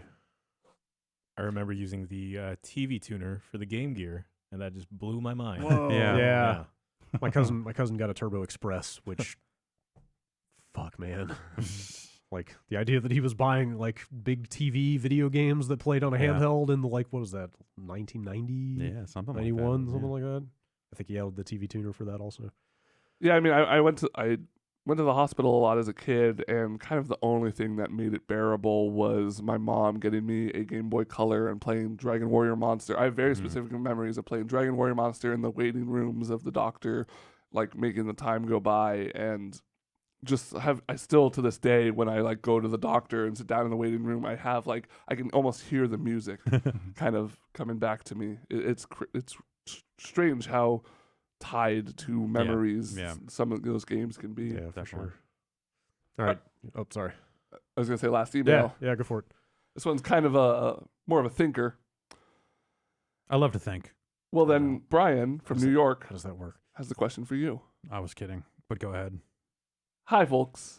I recently had a conversation with a friend of mine about how long good games are remembered and consistently discussed and dissected even after years and decades after release. The discussion was centered around whether or not games and film hold equal weight as art forms. He is a huge no, never mind. He is a huge cinephile who plays video games and was the one suggesting that they don't. He pointed out that there is no academy to hold these games to a certain standard like there is for film. Speaking, of course, about the academy behind the Oscars. And Sure, yeah. Within the industry, has there ever been, or is there currently, any talk about forming such an institution? An academy of sorts for games that includes devs, journalists, executives, and, Lord help me, influencers. Thanks, Andrew. I mean, there is an academy. It's the Academy of Interactive Arts and Sciences. Yeah. Then they run DICE. Yeah. But also GDC does their own awards. But in terms of just like, is the voting body made up of journalists and developers and all? Like, no, I don't think the DICE voters are. I think it's just members of the academy, which are developers and publishers and execs and stuff like that, that are in those voting blocks, I guess. So I know the whole our games art conversation is a little played out at this point, but do you think that there is anything to having a institution like this to lend kind of credibility to that discussion? I think that, we're most of the way there with GDC and DICE and those awards. I think those are as close as we get to people voting on their peers. I think that's the thing that's different than like, hey, this publication's running their awards, or Jeff Keighley does the Game Awards, which is a bunch of different publications coming together to vote on that stuff. I like that kind of multi-perspective thing, the idea of bringing that stuff together, but I think it's between those three entities, it's just kind of most of the way there. Maybe you could just combine them into one thing and you'd have it, but I don't know. I also don't think that giving out awards and having an academy is what makes anything legit or more legit or less legit. It just is. So I don't know that. But I don't know that would do anything. Because also I think the Oscars are fucking lame. Sure. There are plenty of criticisms you have about the academy, but also having one institution that can, speak on issues and kind of like be the focal point for serious discussion of film, I think is important for the medium. Do you think that comes from the academy? I don't know that if it anything, necessarily does. I feel like the criticisms of the Academy of Motion Picture Arts and Sciences has been that it's a bunch of old fogies who are out of touch and not representative of the actual industry. I think that, So it if you had that actual thing, that'd be cool. But I don't think that film has that necessarily. I was going to mention the BAFTA, the British Academy of Film and Television Arts. Apparently, it seems to have a whole lot of prestige around the Game Awards that they give out as well. Yeah. That's fairly recent that they started going really hard on that, right? I think so. I feel like they've been around for a while, but it's recently that they've been maybe. Like people care about them a little bit more. Yeah. I think like half the reason people care about the Oscars is just all the like pomp and glamour that goes along with the ceremony, right? Was it the Emmys that are getting ready to happen, or the Emmys that just happened? There are Emmy-winning games and game creators, right? Don't they give out some software? While we were in LA, every single bus ad just said for your consideration on it. Across from the convention center, there was a big thing for like, hey, you should vote for Stranger Things. And I was like, I can't vote for shit. Who was it? There's like some game developer or somebody that we would like jokingly refer to as Emmy winning because they had won an Emmy. Like there is some weird segment of the Emmys that maybe that's what it was. I was thinking an Oscar for that song. I don't know. Or was it an Emmy? I don't remember. It was some prestigious award. Somehow Emmys are given to games occasionally. I forget how that works, but anyway. Well, that's going to do it for emails. If you have an email that you want me or Brad or whoever the hell to read, just send it in to bombcast@giantbomb.com. That's right. That's a communal email address. Yeah. Anybody can just get in there and read them. You never know what's going to happen. I lost the password. I can't get in there. I've got it. Don't worry. Okay. You have to figure out the secret question, though. It's a tough one. Damn it. I had to ask you for the answer, but I also knew the answer. Yep. Yeah, the best Yes, part is originally we didn't set that question, Yeah, the but both person- Brad and I guessed that. the person who made that email address left the company and handed it over to us, and we had to figure that question out, and we both got it on the first First try. Yeah. Yeah. Bombcast@giantbomb.com. All right. That's it for this post E3 edition of the Giant Bombcast. Thanks for joining us for the wrap up. And we'll do the after show. Yeah, So after show if coming you've right got up. E3 questions or whatever questions, Want some E3 mysteries answered, we're solved. we'll hang out for a little while. The after show detectives are on the case. Studio up and running, Mostly. getting there. Yeah. We All right. think everything's hooked up. Okay. The couch did the couch make it back? Unfortunately, yes. Damn it. There are other ways out of that couch. No, I know. I'm gonna. We're thinking, Yeah, it takes fucking 4 minutes because you got to put your whole legs into standing up. That's a joke about how low it is. Yeah, Yeah, it's a low couch. that's a couch. we can So- get risers. Well, yeah, let's get a riser. Yeah. Problem solved, I guess. Mm-hmm. No new couch, just risers. Oh boy, I have thought about pushing it off the loading dock and just Yeah. seeing what would happen. Yeah. But I just came in and it was on fire. I don't know what Whoops. happened. Yeah. No, I that is kind of one of the top of my list things is like let's start talking about studio stuff. I was looking at couches and chairs all Yeah. weekend and thinking about, what else we can do in there. Yep. But if we need something Hammocks. temporary, got something kind of picked out. Hammocks. But Hammocks if we are want to pretty go good. the Hammocks. full hammock. Let's go. Everyone let's looks good in a hammock. take it back. Easy to get into, easy to get out of. Yeah. Take it back to the founding of the site. Let's get orbital loungers. Oh fuck. Those fucking things. Are those like the Dr. Evil chair?